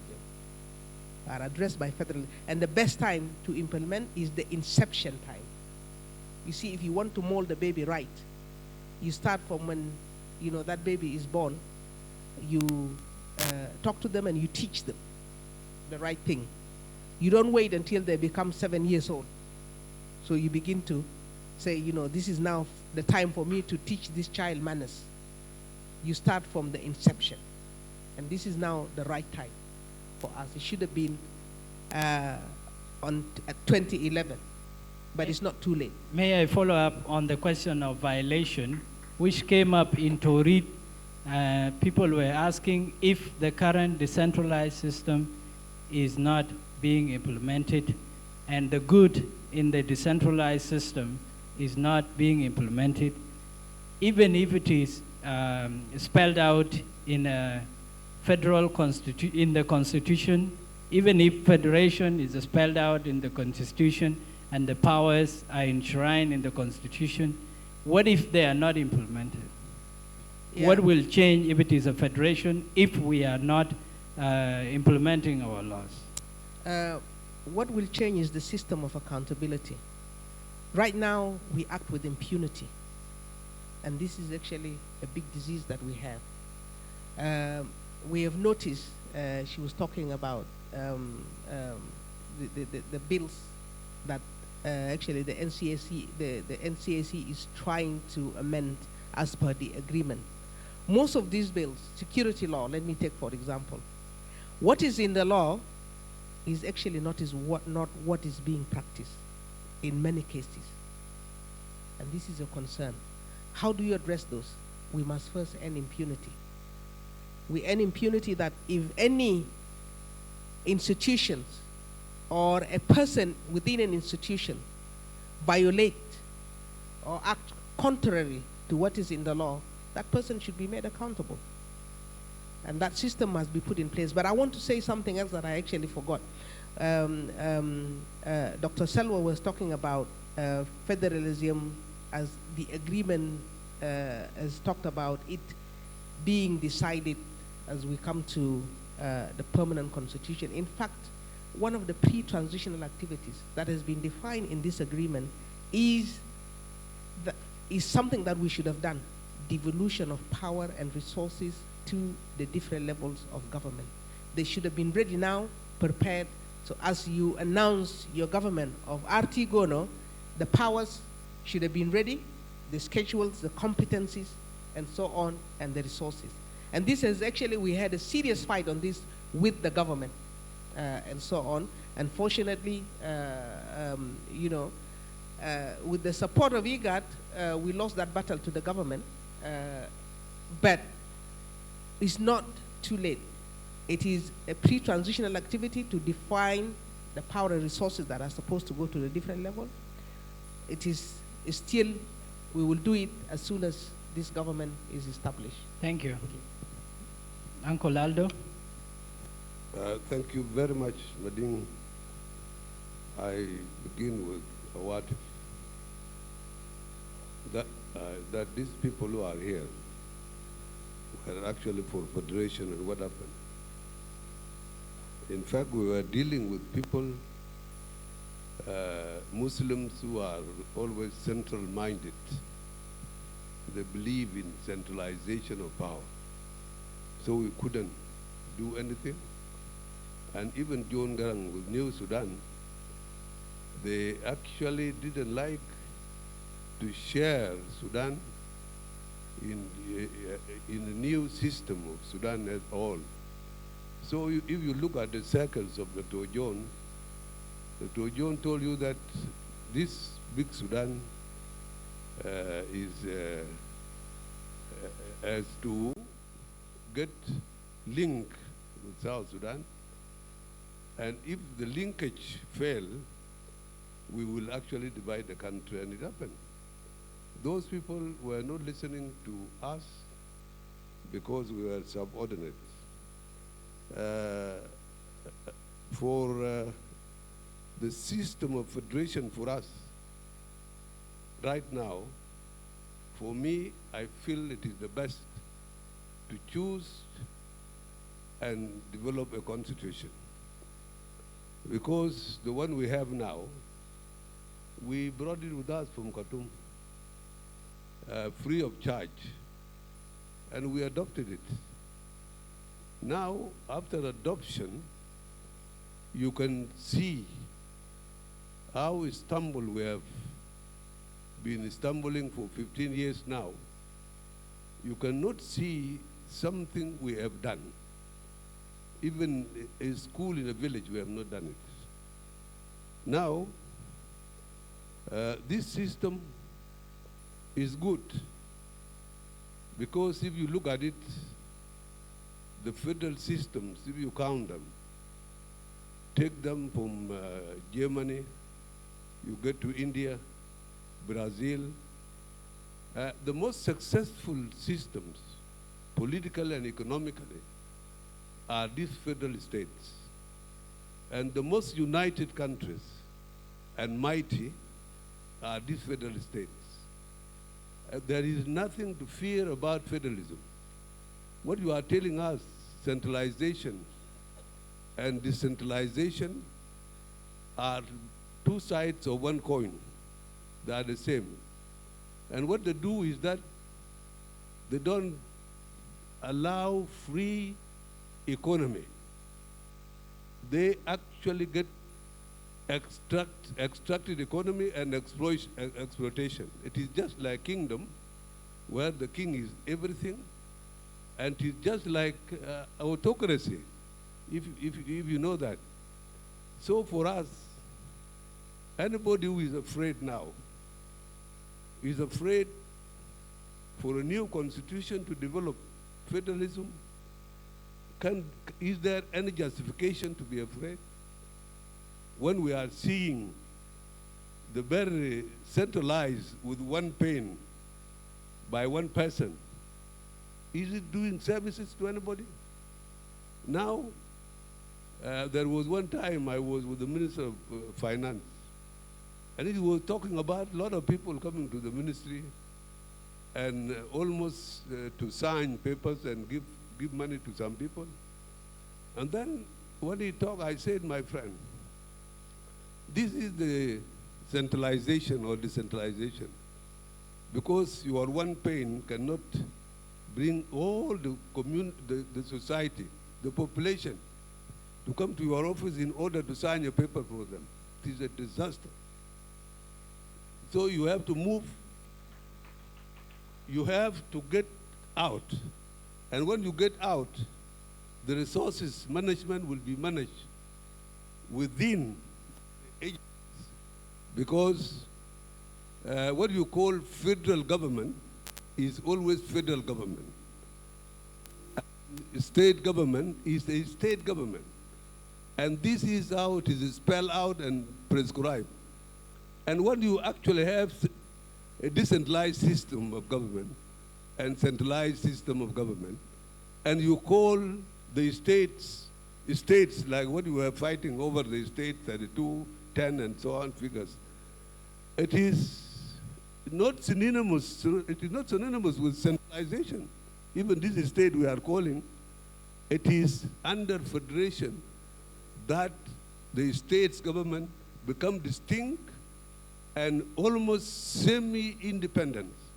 And there, the law enforcement is very clear in a state. And you have a judiciary where things are really settled. And you have the power to develop, even to sign treaties with other countries in order to share this power with the central government.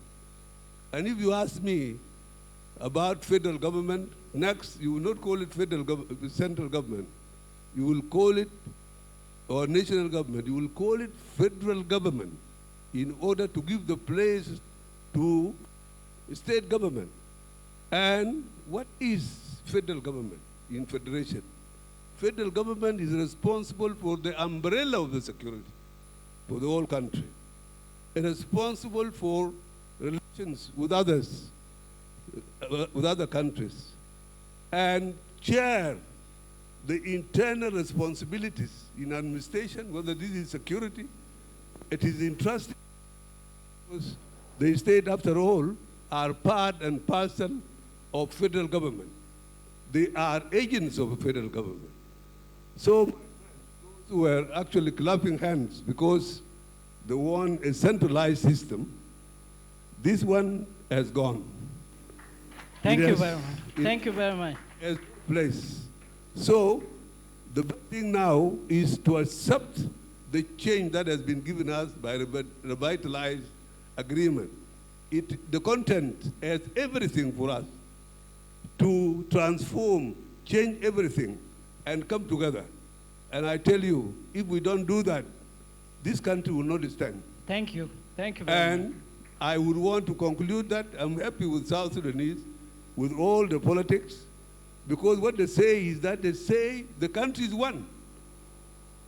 The underlying note is that we are one country. Nobody has said actually separating or self-determination. And this is something very solid. Thank you. Let us build from there. Thank you very much. We have a comment and a view from social media. There is someone called Rupkona Buldang King, who is commenting from Paris, and he is saying to the leaders on the panel that you developed the country instead of dividing the people, and because life was difficult, I risked my life to cross Libya to make it to Europe. That is his message. Go ahead, Honorable. Thank you. I think we are discussing a very serious issue. We are discussing the issue of good governance, and we are looking for good governance. When there is good governance, then you will have no conflict. Then you will have no corruption. Then you will have no disrespect to the rule of law because of good governance. And this is what we are looking for. And when should we have done this? In fact, in 2005, when we liberated ourselves under CPA and set up a government, then we were able to exercise our right of self-determination. That is key. The fact that we were able to exercise our right of self-determination to decide our future, to decide our destiny. In relation to Northern Sudan, we did the right thing and we became independent. That is external right of self-determination. Immediately, we should have also been given opportunity to exercise our internal right of self-determination as opposed to the external right of self-determination. And the internal right of self-determination is the right to decide on the system of governance, which we are doing now. We are trying to prepare ourselves for this. And the fact that we just borrowed decentralization for Khartoum was unfair. It was unfair to borrow. We should have asked ourselves which was the right type of governance. And our people would have by then decided. If we had become federated right from 2011 when we became independent, I think we would have avoided the war of 2013. Why are we fighting? We are fighting over power and resources. We should really know that all the wars around the world is over power and resources. And if you don't distribute power and resources equitably, you are bound to fight. You are bound to break up, you see. So let us take it seriously. Some people are saying this is not the time. We need to grow. We don't have money. We need to be educated. No, let us not dodge issues. We are in a very critical situation to make the right decision for our people. And we must take this opportunity given to us by the agreement to implement what our people have popularly demanded, which is the federal system of governance. And we have given you the benefits. What are the benefits? Dr. Lamakol spoke at length about the benefits. We know the fears. The fears, to me, are minor, as already said by our elder here. Nobody is talking of separation. Nobody said they are going to go away. We are a united country. But in this united country, how are we going to live among ourselves? We are going to live among ourselves by equitable sharing of power and resources. You should know this. If you think that you can cheat somebody by using force because of force of majority, that cannot help. Majority tyranny can never help because there is also minority tyranny. Majority tyranny is oppression. Minority tyranny is havoc. Would you like that? So So let me say a few things. Somebody was talking about the Bill of Rights. By the way, the Bill of Rights is an international covenant. Every country that is worth being a member of the United Nations must have a Bill of Rights. And the Bill of Rights protect the rights of individuals. The right of movement and the right of residence. These are all protected. Nobody can amend. It is a provision that is not amendable in any constitution internationally. So unnecessary fears should not be raised about the Bill of Rights and the rights of individuals. And somebody, I don't know whether her statistics is right. How can you say diaspora, population of diaspora is more than the population of South Sudan? This is obnoxious because, you know, we are how many? We are 13 million. How many people are displaced in Uganda? How many people are displaced in Kenya? How many people are in Ethiopia? How many people are displaced in Khartoum? They can never outnumber the people here. In any case, why should we leave our fate and our future in the hands of diaspora, people who are not sure where they want to live? And we are here. Thank you. We should bring them back. Okay, thank you. I'm going to give the audience the last chance, but before that, I will give it to a minority in the panel, Dr. Salwa. Maybe she can make final argument before we take it to the... There were reference and insinuations to financial resources and not transferring enough or sharing enough with the other levels of governments, the states and the county. There are institutions, including the Ministry of Federal Affairs. There is the Commission on Allocation of Financial Resources, of fiscal, among the different levels of governments, and not only that, but monitoring and evaluating what resources are being distributed. And many people don't know about it, and many people look down upon the commission. They dismiss it. But the missing point, this commission is formed of the ministers of finance of all the states, plus the Minister of Finance in the national government, and then they have a representation, we call them ex officio.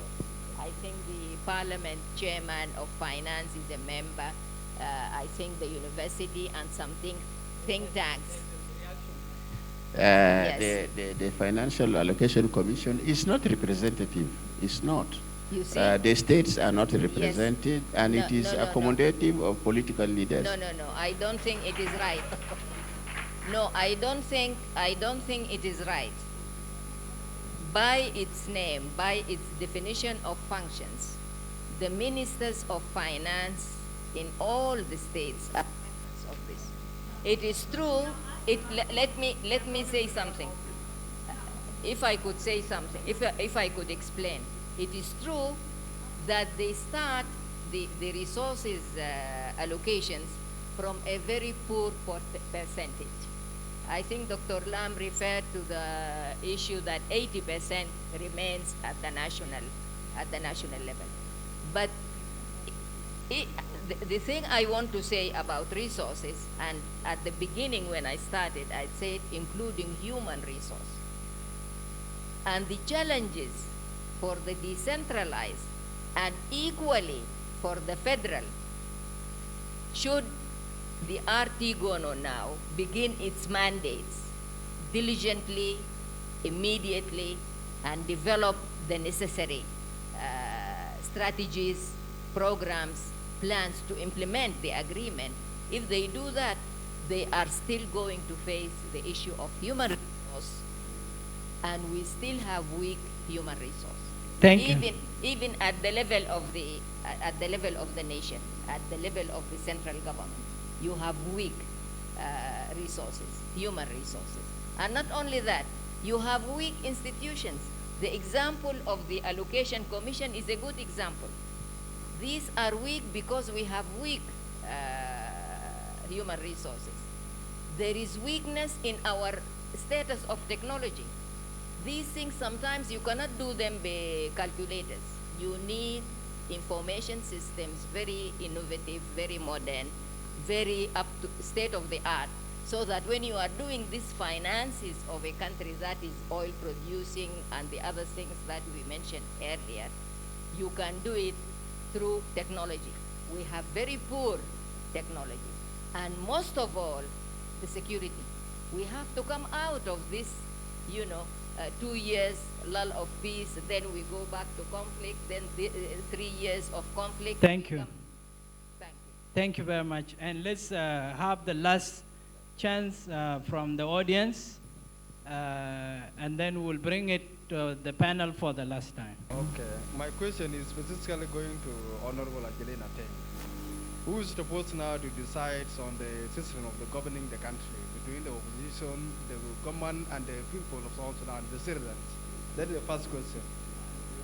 My second question is that, as you know very well, you are coming from oil-rich states. And now, in definition of a federal system, the owner of the resources or the mineral resources that are on the ground is the person who belongs to that community. As you have been enjoying the 3% of the oil-rich in the Unity State, are you still going to get the 3%? Thank you so much, our distinguished panelists and the attendants. And for you, Ngor, I'd like to make a differentiation. I am a senior. The one you're meaning is in your steering committee, and she's a member of parliament. Really? I was the one in Torit. That's We why I look was like not. twins. That's why I was. you ignored me. That's why I was not giving you a chance. I It's thought okay. you were the other. Thank you. I have one question, but before I go to my question, I like to kindly respond to clarify Dr. Selwa about the issue of state ministers of finance being part of some kind of allocation something. I like to categorically say I had the privilege of serving in Eastern Equatoria as the state minister of finance, 2010 to 2012, and I also had the privilege again to serve in 2016. And Dr. Selwa, we've never had any of the things you're talking about. So what I'd like to kindly request, as we try to fix South Sudan, that we talk of things that are actually happening. Let's not condone things. Thank you. Now I can go into my question.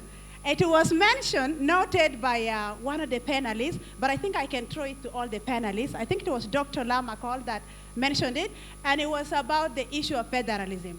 That in the current revitalized agreement, it's clearly spelled out that federalism will be the system of governance in South Sudan. But he also pointed out that in the constitution, the current constitution, it's not incorporated.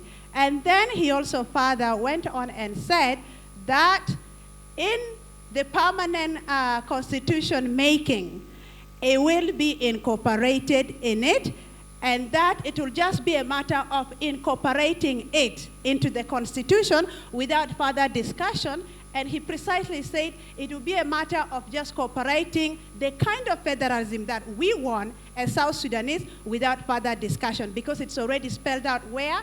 In the revitalized agreement. Now my question to the panelists is, who will be that? I would like to understand the mechanism of the entity that will be entrusted with the process of ensuring that it is included into the permanent constitutional making.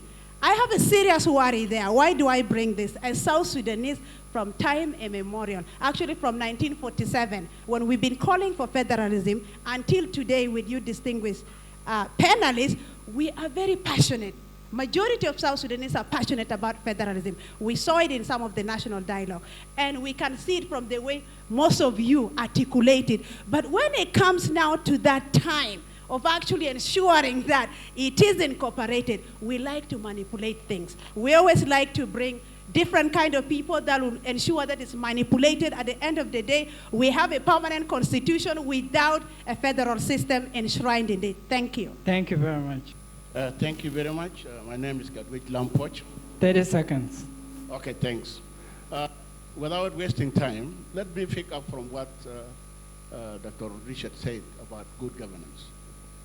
What I'm going to address is the gap within the discussions. One of the prerequisites of the good governance and also the federal system is the oversight role. So nobody now venture to the role of the legislature. So in our current system now, the decentralized system, we have a bicameral system, and that's the requirement of the federal system. So now we have two houses. We have the National Assembly, and we have the Council of States. These are the prerequisites of the federal system. The question is, do those houses represent or reflect the voices of the people at national? Does Council of States influence decision at the national levels because they are supposed to be elected by the states to represent the voices of the state? But that one is not happening. The structure, the National Legislative Assembly are elected, but when you come to the Council of State, it's a representative structure. The current structure of the Council of State is represented by the two political parties as a result of the CPA. So it was only the NCP with 21 members, with 25 members, and then we have the SPLM with 21 members. The four was put as a prerogative of the president to address the issue of minorities and issues of diversity. So the federal system has exactly addressed the issue of diversity. If you go to the Kenya and cite the example of Kenya, Kenya has 47 counties. And then they have 47 members of the Senate. These members of Senate are represented by the political party, or each state or each county has a representative. But the people with special needs, disabled people, are also represented. Women are represented. Youth are represented. Now, if you come to the current structure of the Council of State, do we have all these categories addressed? But if we address it in the federal system will address this all disadvantaged group and the minorities and also diversity of our people, which is not addressed at the national level. Thank you. So now, finally, now let me give a quick distinction between federalism and decentralization. In the federal systems, we devolve powers to the states and local government. But the most important part in the federal system is the state must be autonomous. That means they will have their own, they will elect their governor, they will elect their members of the parliament, and then also they will decide how they generate, or how they divide their resources.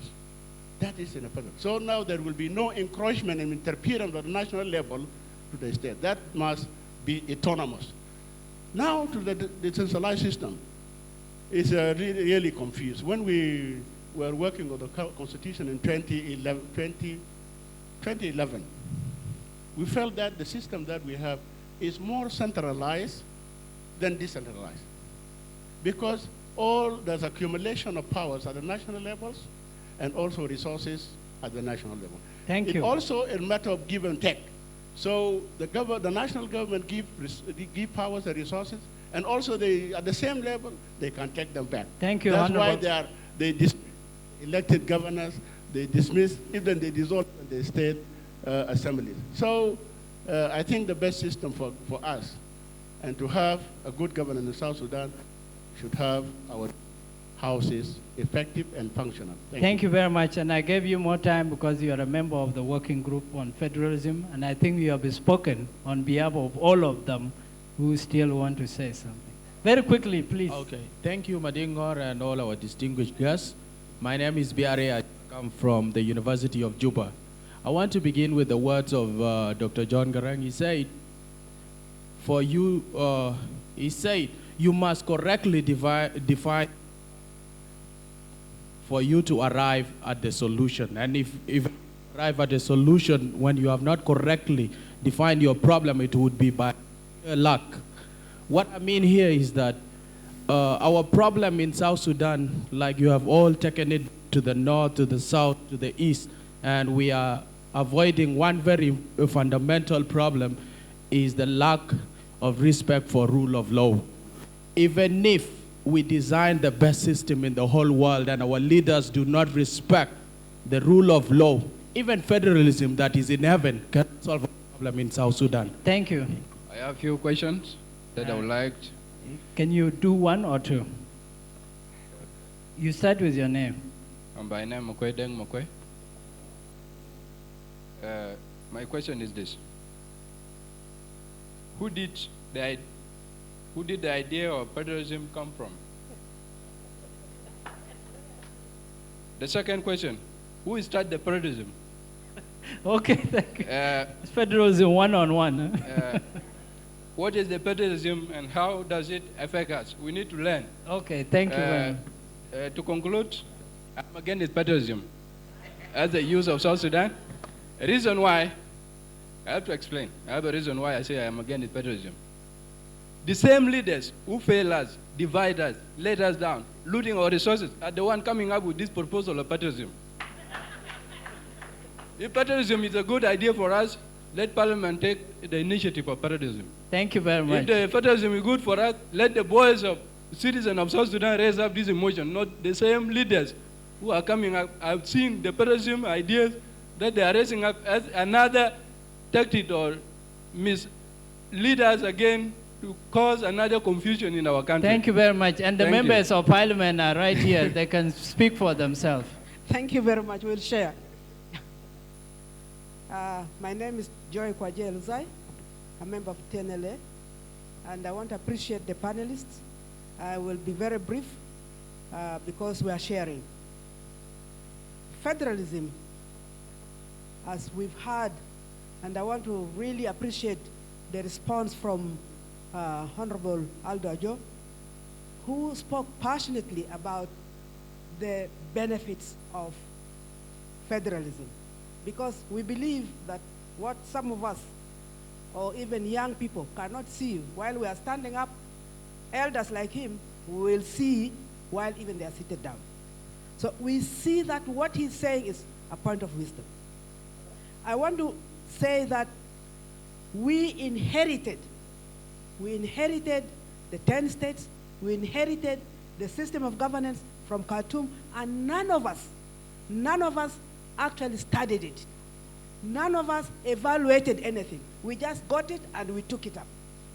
So for us to even say that, let us first now appraise it before we can go to a new system, I think it's a non-starter. Because we did not sit down and say this is what we want and this is how we want to see it so that we can use it as a basis for appraisal. Secondly, for me, this discussion is very healthy, that we are discussing about federalism as South Sudanese. One speaker had already said, let us not look at our mistakes. Let's use those mistakes as lessons learned so that we can have a system that we ourselves are discussing. We ourselves are building it. And if we think that that kind of federalism is not fit for us, we will borrow from here and we will borrow because we are not inventing any wheel. Thank you. Thank you very much. Thank you very much. Honorable Grace. Okay, Honorable Janet Aya from the TNLA. Mine actually, I have one question and two comments. One, in response to the issue of human resource. The human resource does not come by itself. It has to be a deliberate government policy to develop this human resource. But in our case, it's like a chance. And we look outside for people to say we don't have capacity. But when are we going to have that capacity? You know, this is where we have not started right from the beginning. Because the human resource is the center of everything. And up to now, even if we are going to go for this federal system without the human resource, is going to pay. And We have a ministry of this, but they are not doing their job. The Ministry of Labor and Human Resource Development is not doing its job. People who are working now, they just got the opportunity by developing themselves. But I've never seen really a policy that builds the human resource of this nation. So let us, in the new dispensation, let us take this as a serious issue that we need to develop our human resource so that it will enhance the federal system that we are going to implement. The second issue is the planning. I'm a human resource planner by nature. I did human resource planning and I did management. I have 2 masters in this area. But you see, the problem of our government is that we plan top down.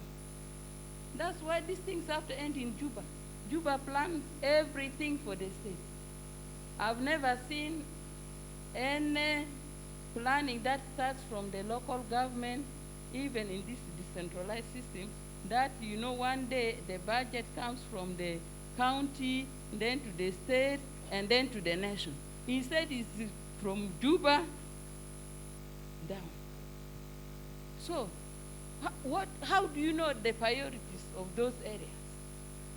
It is a difficult thing that these budgeting processes have to change. Things have to start from the... Thank you very much. And the last question is, how do we ensure this manipulation in law-making, especially the constitution making? Because there is self-interest whenever it comes to making of the constitution and other laws. How do we ensure that we avoid that? Because we have made laws that is for the nation. When I die, it should be good for other people, not for me. Thank you very much. And that's all the time I have. I'm going to give only 2 chances. Someone who has questions in form of a poem. Ambassador Abraham, take it away. 400 kg, welcome. He's huge, eh? Is he not a monster? Okay, في بداية صفقة شديد لا يزول جهنا يا جماعة. I used to say that everywhere I go, I'm the most handsome comedian in South Sudan. You know, and I'm the most rich comedian in South Sudan, but I don't have money in my account. You know why? Because South Sudan is one of the richest countries around the world. In resources, we are rich. Oil, natural resources, we are rich. Imagine we are rich, even in the government we are rich, we have 5 vice presidents in South Sudan. Huh? Yes.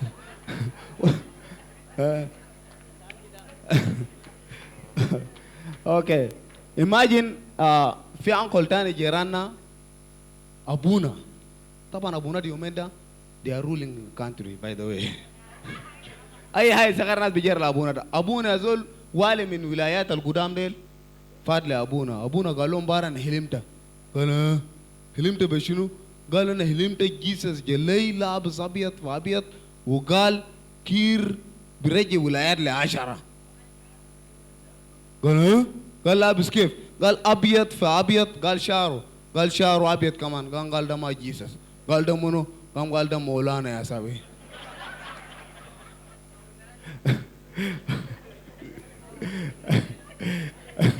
Only Molana. Okay, you know, I'm one of the students of Juba University, and if my colleagues are here.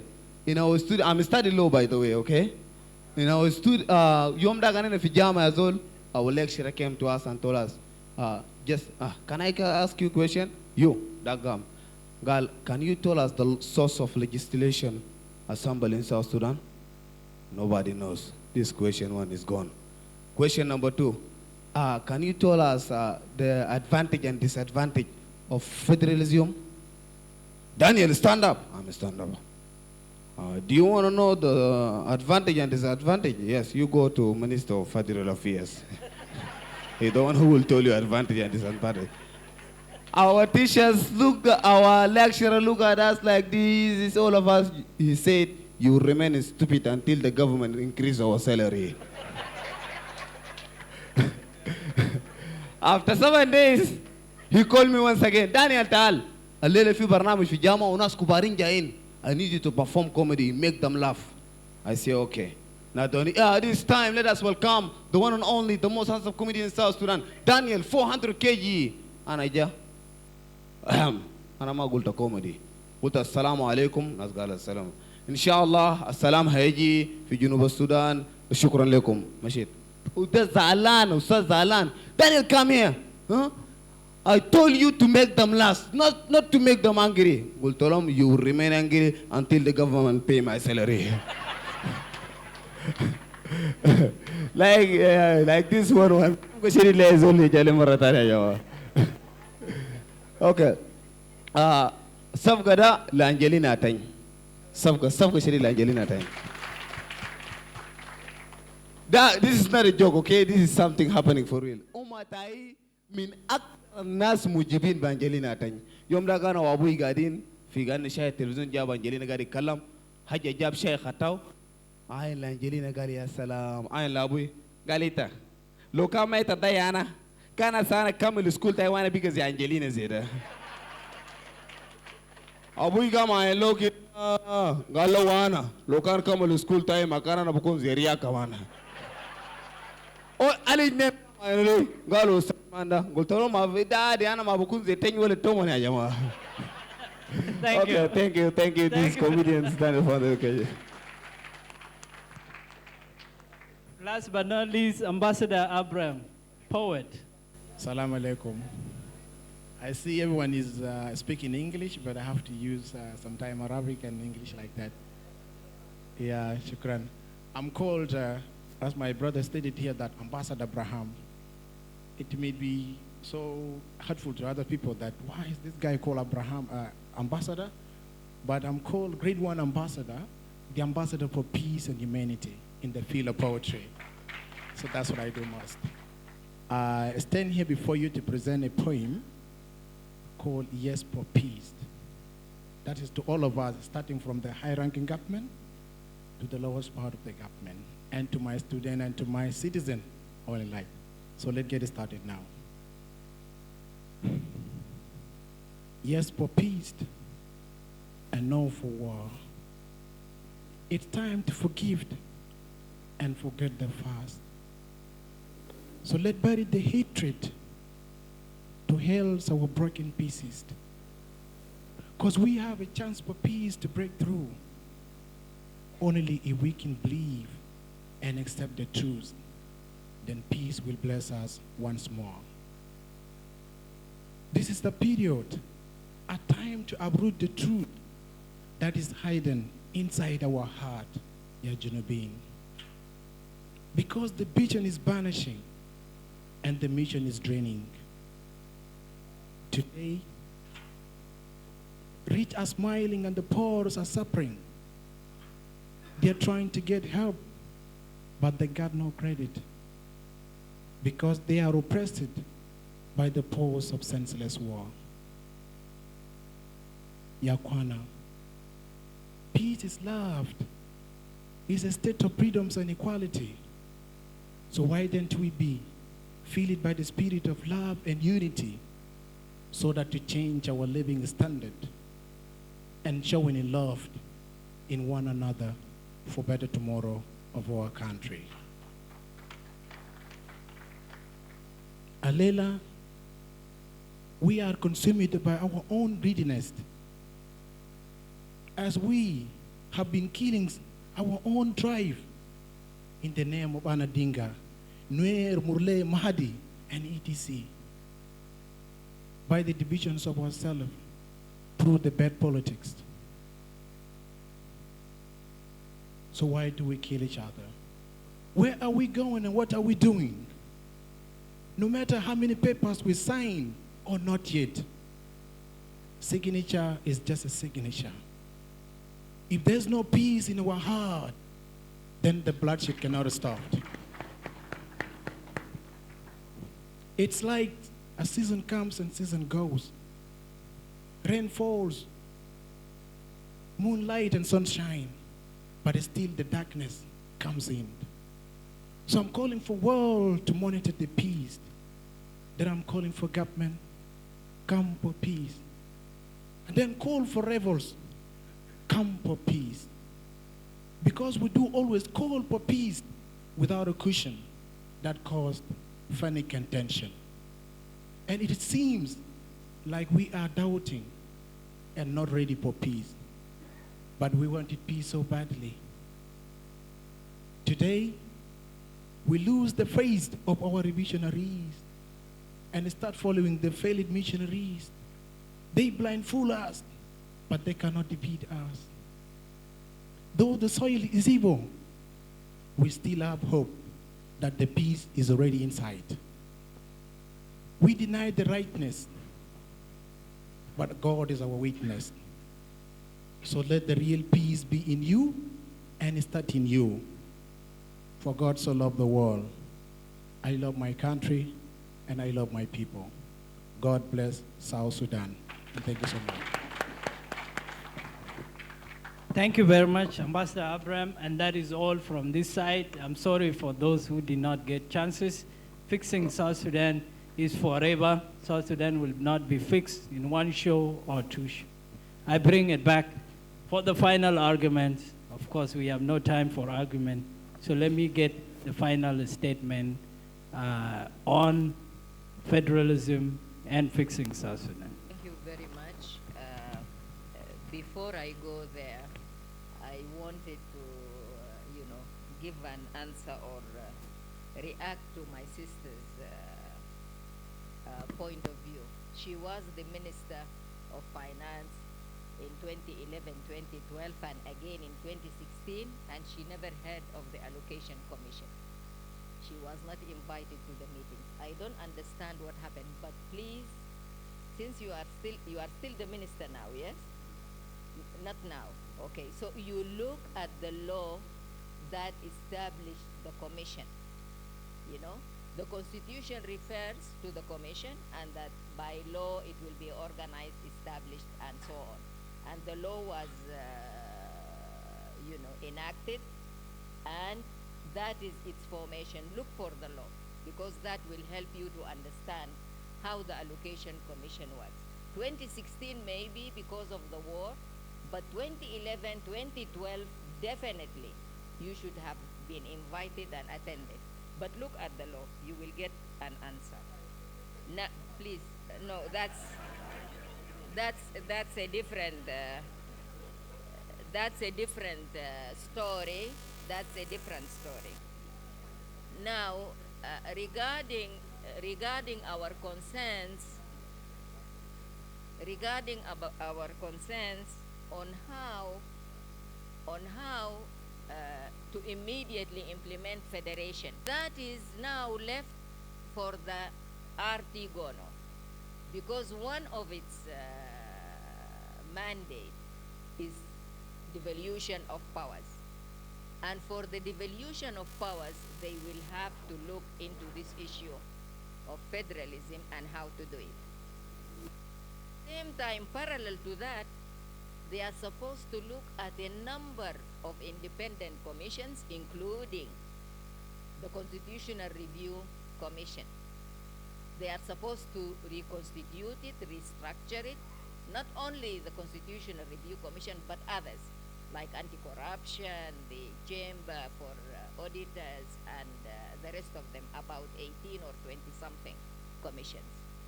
Why is that important? Because when they look at the devolution of powers, whatever strategies, whatever plans they have, will have to be shared with the Constitutional Review Commission, so that now it is incorporated in the draft or the bill for the permanent constitution. Finally, to conclude or to sum up how we can fix South Sudan in relation to the governance system, and whether it is federal or we continue with the decentralized system, I want to say that the time for talking is really done. It is now the time for doing. And now all these government, opposition, political parties, civil societies have reached a decision that this is what we want, and it is in the revitalized agreement. If you want it, it means we have to implement it. We have to make sure that it is implemented. And if we want to fix the country, this Artigono, some of those sitting in the panel are part of what is supposed to be Artigono. And they are to make sure that they do, not talk, do. The 15 points in the mandate of Artigono, they have only 36 months. We think 36 months is a lot, it's not. See how many times they have extended since they signed the agreement, how many times. And I think they have to hit the ground running and implement. Finally, I want to correct a misperception. The National Constitutional Amendment Committee is not going to draft or to work in the permanent constitution. Our responsibility very limited under the agreement.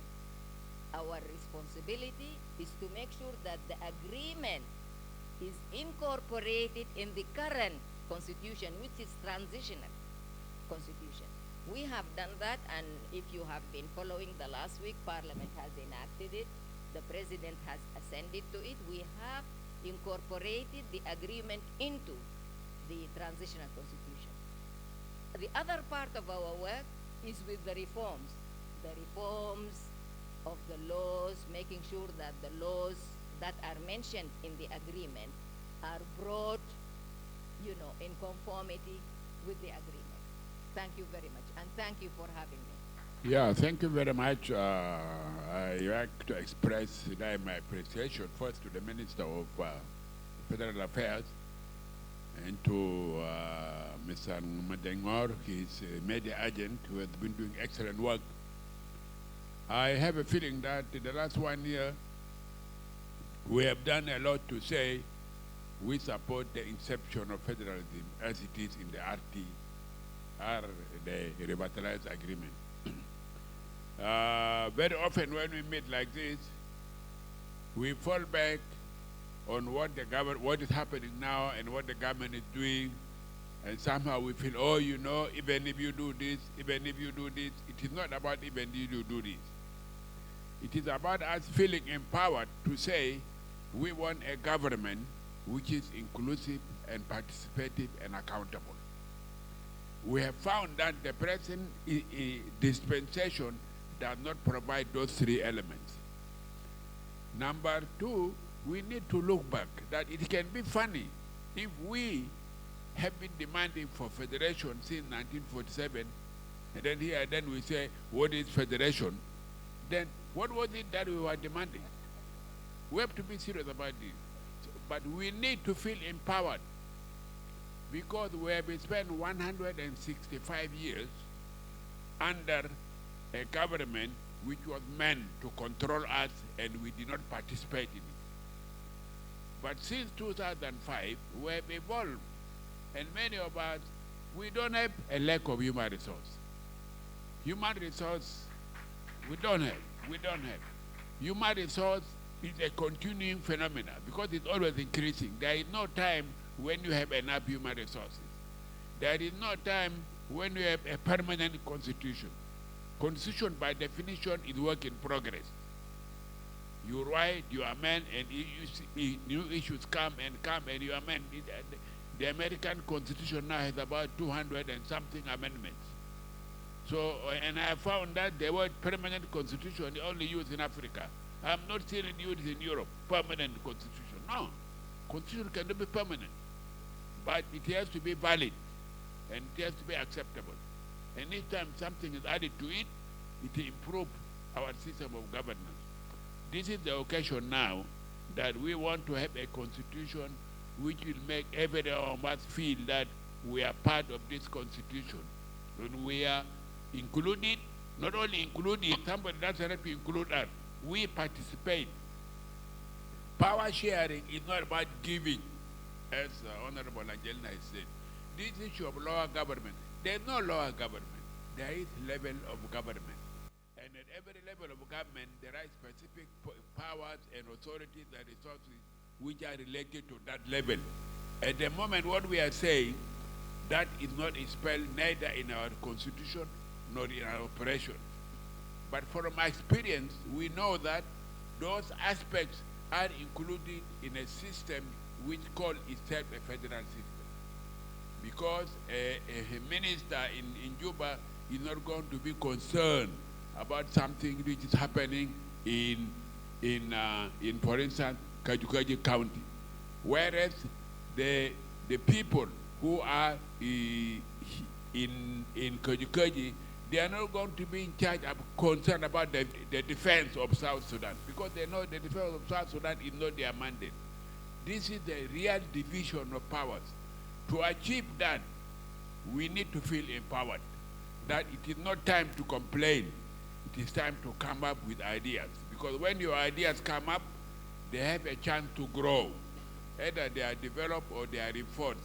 But when you are stuck in complaining that, oh, you know, it will not change, oh, Junubina like that, no, you must liberate yourself, because we are free. Till 2011, we are free.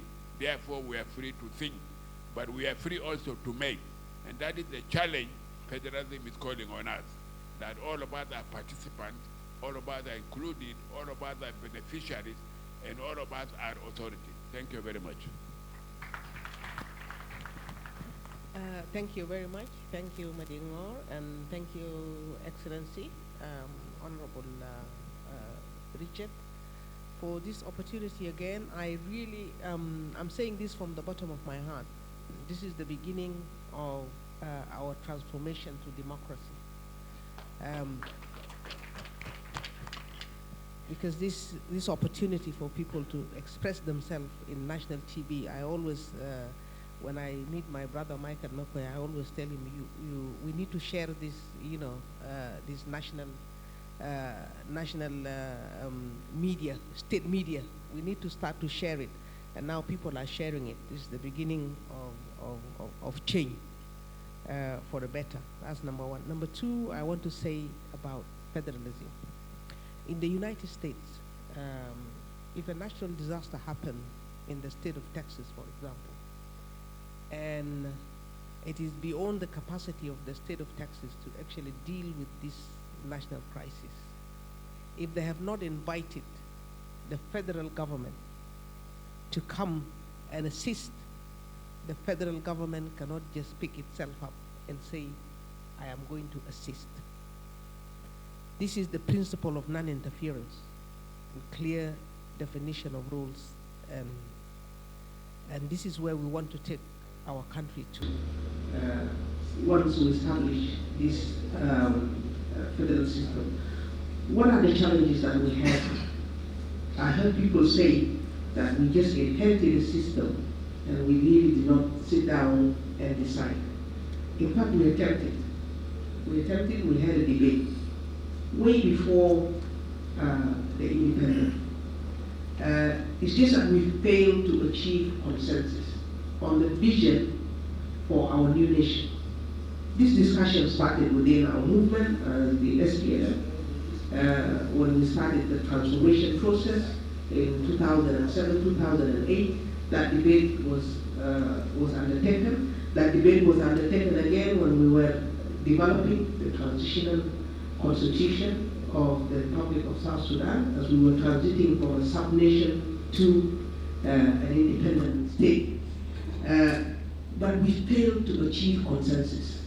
This we have to acknowledge. We are continuing the process of debate and discussions so that we achieve consensus on two important issues, and the third one is the solution: nation building and state building. We talked about weak states.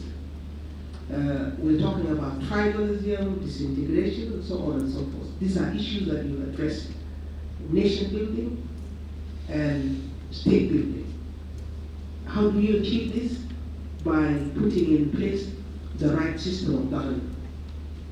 And the right system of government in this particular time is actually the federal system of government that will help us to move to that nation, the kind of nation that we dream of, the peaceful, coherent nation that we dream of. The state that we dream of, the state that is strong in terms of its institution, as well as is proud of its services that it delivers to its people, and so on, because that is what the institution, the state institutions are for delivery of services to the people, to achieve one thing, to achieve a well-being of the individual, a healthy and a happy well-being of the individual. All of this revolve around that. So it is our conviction as a party, when we talk about the SPLM-IO, that we can only achieve this through instituting a federal system of governance. Now, the agreement has a set of reforms. This set of reforms are actually the first step to building that strong state and a strong nation. There was a question earlier about will unity states still get 3%, and who decides? Actually, the sharing of the resources and the wealth of the state is one of the reasons why we're discussing, because we would have to also come to a consensus as those who are concerned on how to share the wealth and resources. Yes, the principle of that these resources belong to wherever they emanate from is one of the fundamental things that define your federalism. I again want to use the United States as an example. In the United States, the federal government gets its share of resources through taxation. Because the state, let me say the state level, develop whatever resources they have and so on and so forth. There is no such thing as called this is a national resource. But there is something called federal tax. You have state tax, federal tax, and so on and so forth. So, and this is how they get what belongs to them.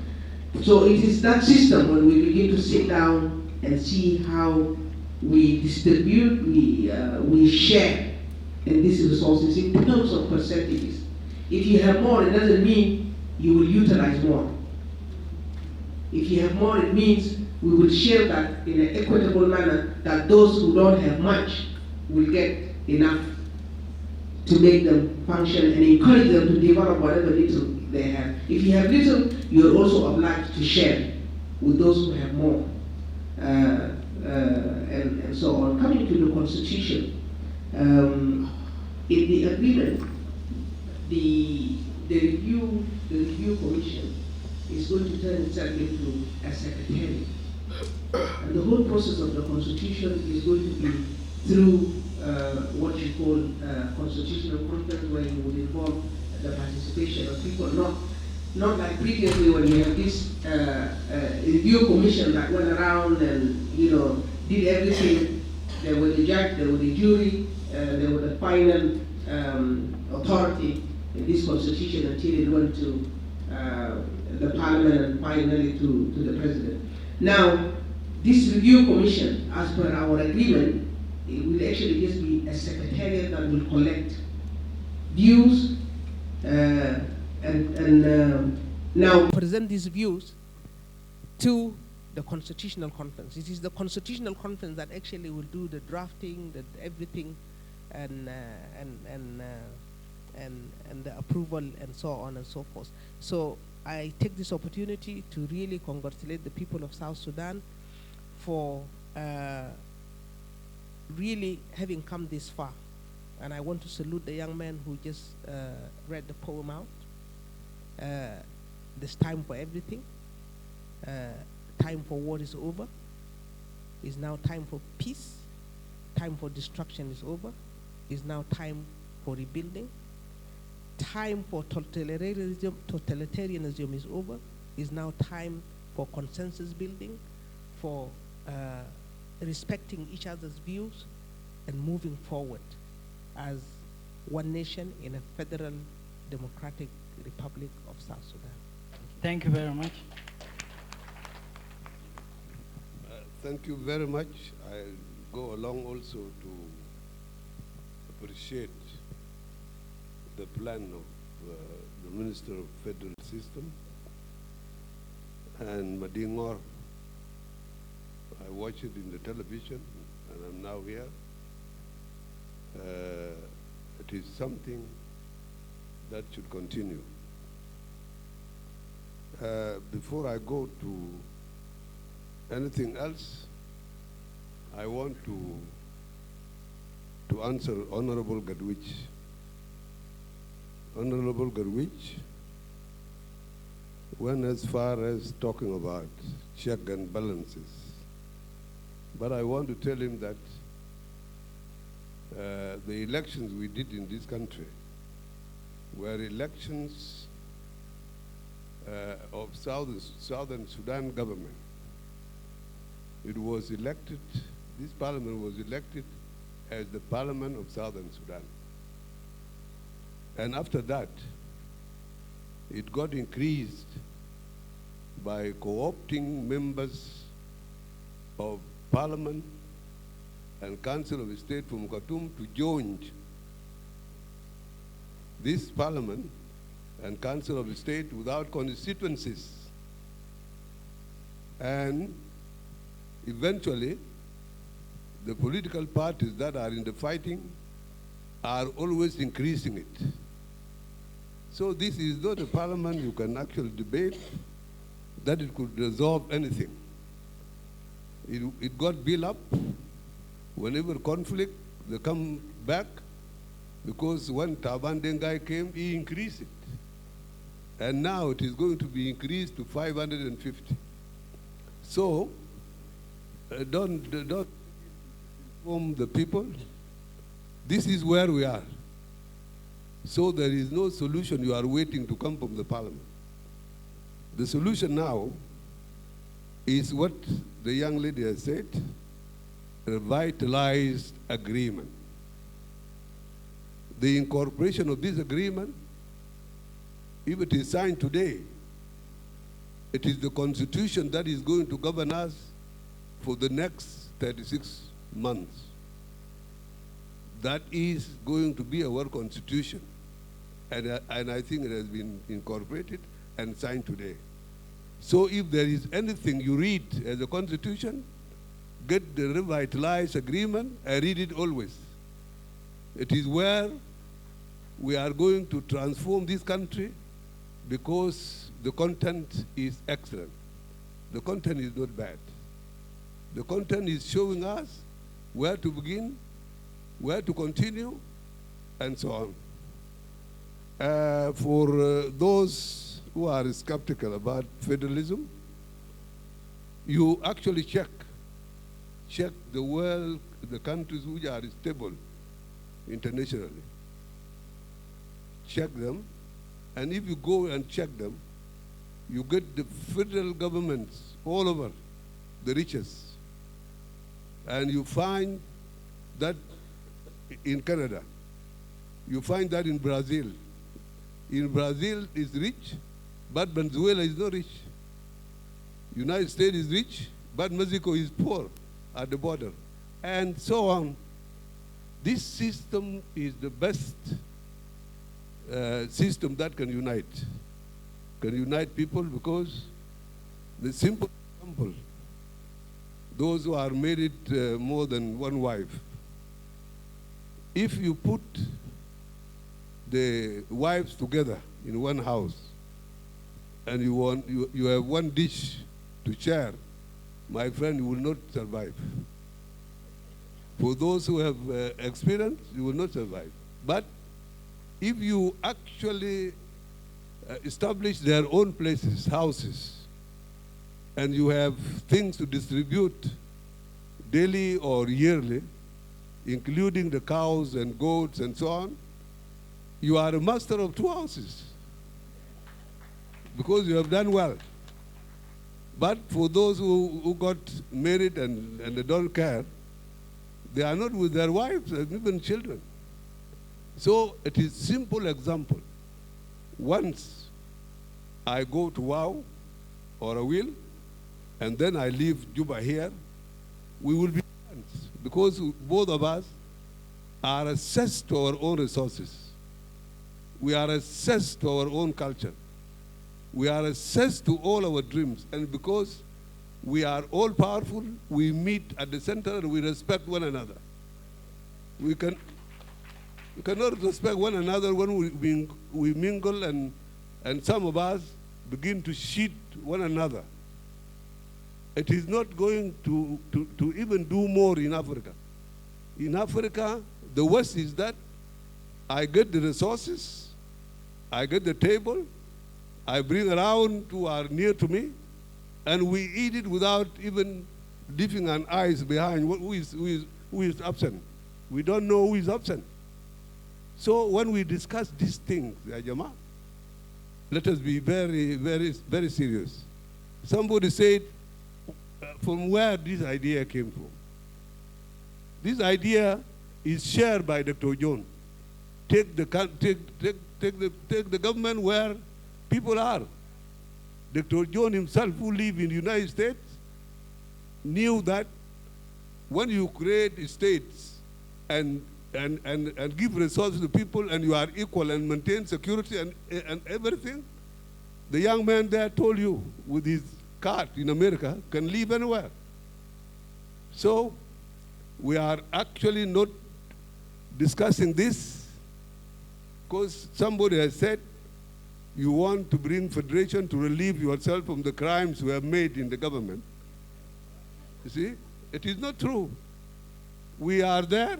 Whoever has made a crime, even in prison, and you have ideas of setting up the country, you can discuss. Even if you are convicted, there's nothing that can stop you from. Yeah. Thank you. Thank you.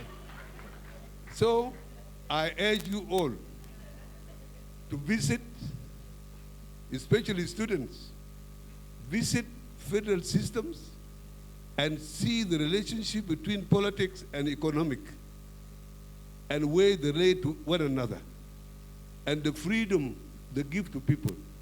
And then go and visit the dictatorship, monarchies, and then people who control the resources up there. And you will see the difference. If human beings want to be free, we want to be free. Now, somebody told me that Africa is going to move to the towns. Now we have moved to Juba. And the barrier now think that if this is the capital, these people have to go away because we are coming, all of us are coming here. But if the resources are sent home, no one will come here. So it is the whole Africa now going to the towns because the rural area is being neglected. The services are here, education is here, and all this. You see, and the cheating also in big town like this, you can get money. This is what we are talking about, yeah, and based on our experience and learning, this is what we are saying, that the best thing for us to go and stay together and manage later on the African unity. The big one is coming. We will be one. The whole of Africa will be federalism. And a young person may deny it here, but it is going to come. Thank you. Thank you very much. Honorable Minister, the last word. Yeah, thank you very much. I think most of the key questions have been answered by my colleagues on the panel. I really don't have much to say, but then I want to conclude by saying one is that I think the apprehension from the University of Juba, to me, really doesn't, it's not convincing. They don't have any good convincing reasons that federalism should not be implemented in the country. They just talk as if they hate federalism without any justification. That's very unfortunate for academicians. I think that was a student. Yeah. But I want to reiterate what my uncle Aldo has just been saying. In Africa today, the most powerful two economies in Africa today are Nigeria and South Africa. Both are federal.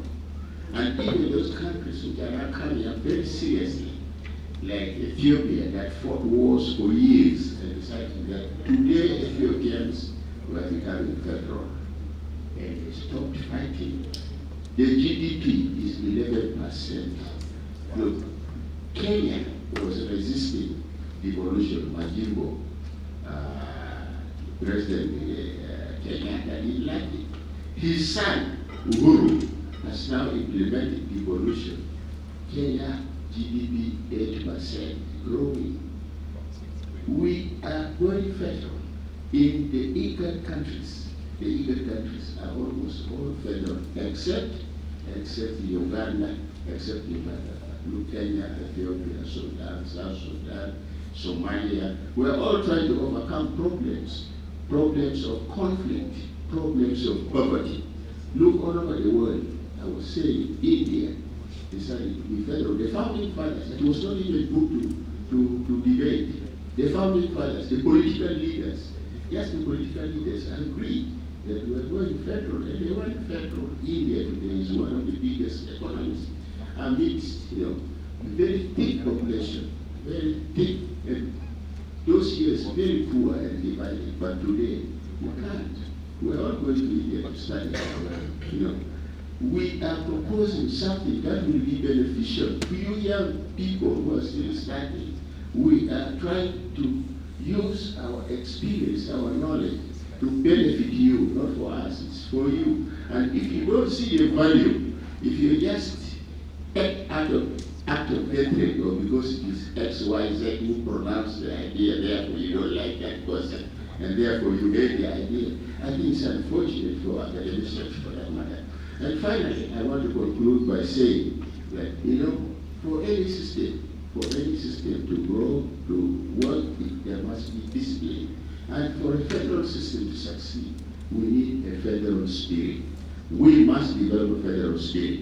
And what we are doing now, the debates we are conducting, the awareness we are raising, is intended to build consensus. One of my colleagues in the panel said, consensus building, I remember that was Madam Angelina, we need to build consensus. And very seriously, if federalism is beneficial, as we have already noticed, then we need to build consensus about it. And should we build consensus of federalism, I'm sure federalism will be successful. Because even if the Constitution is beautifully drafted, a federal beautifully drafted Constitution will not work if there is no federal spirit. And all the efforts we are making today is to try to build consensus so that all of us have a federal spirit. Thank you very much. And here is a document which says, towards federalism in South Sudan. Get a copy and read it.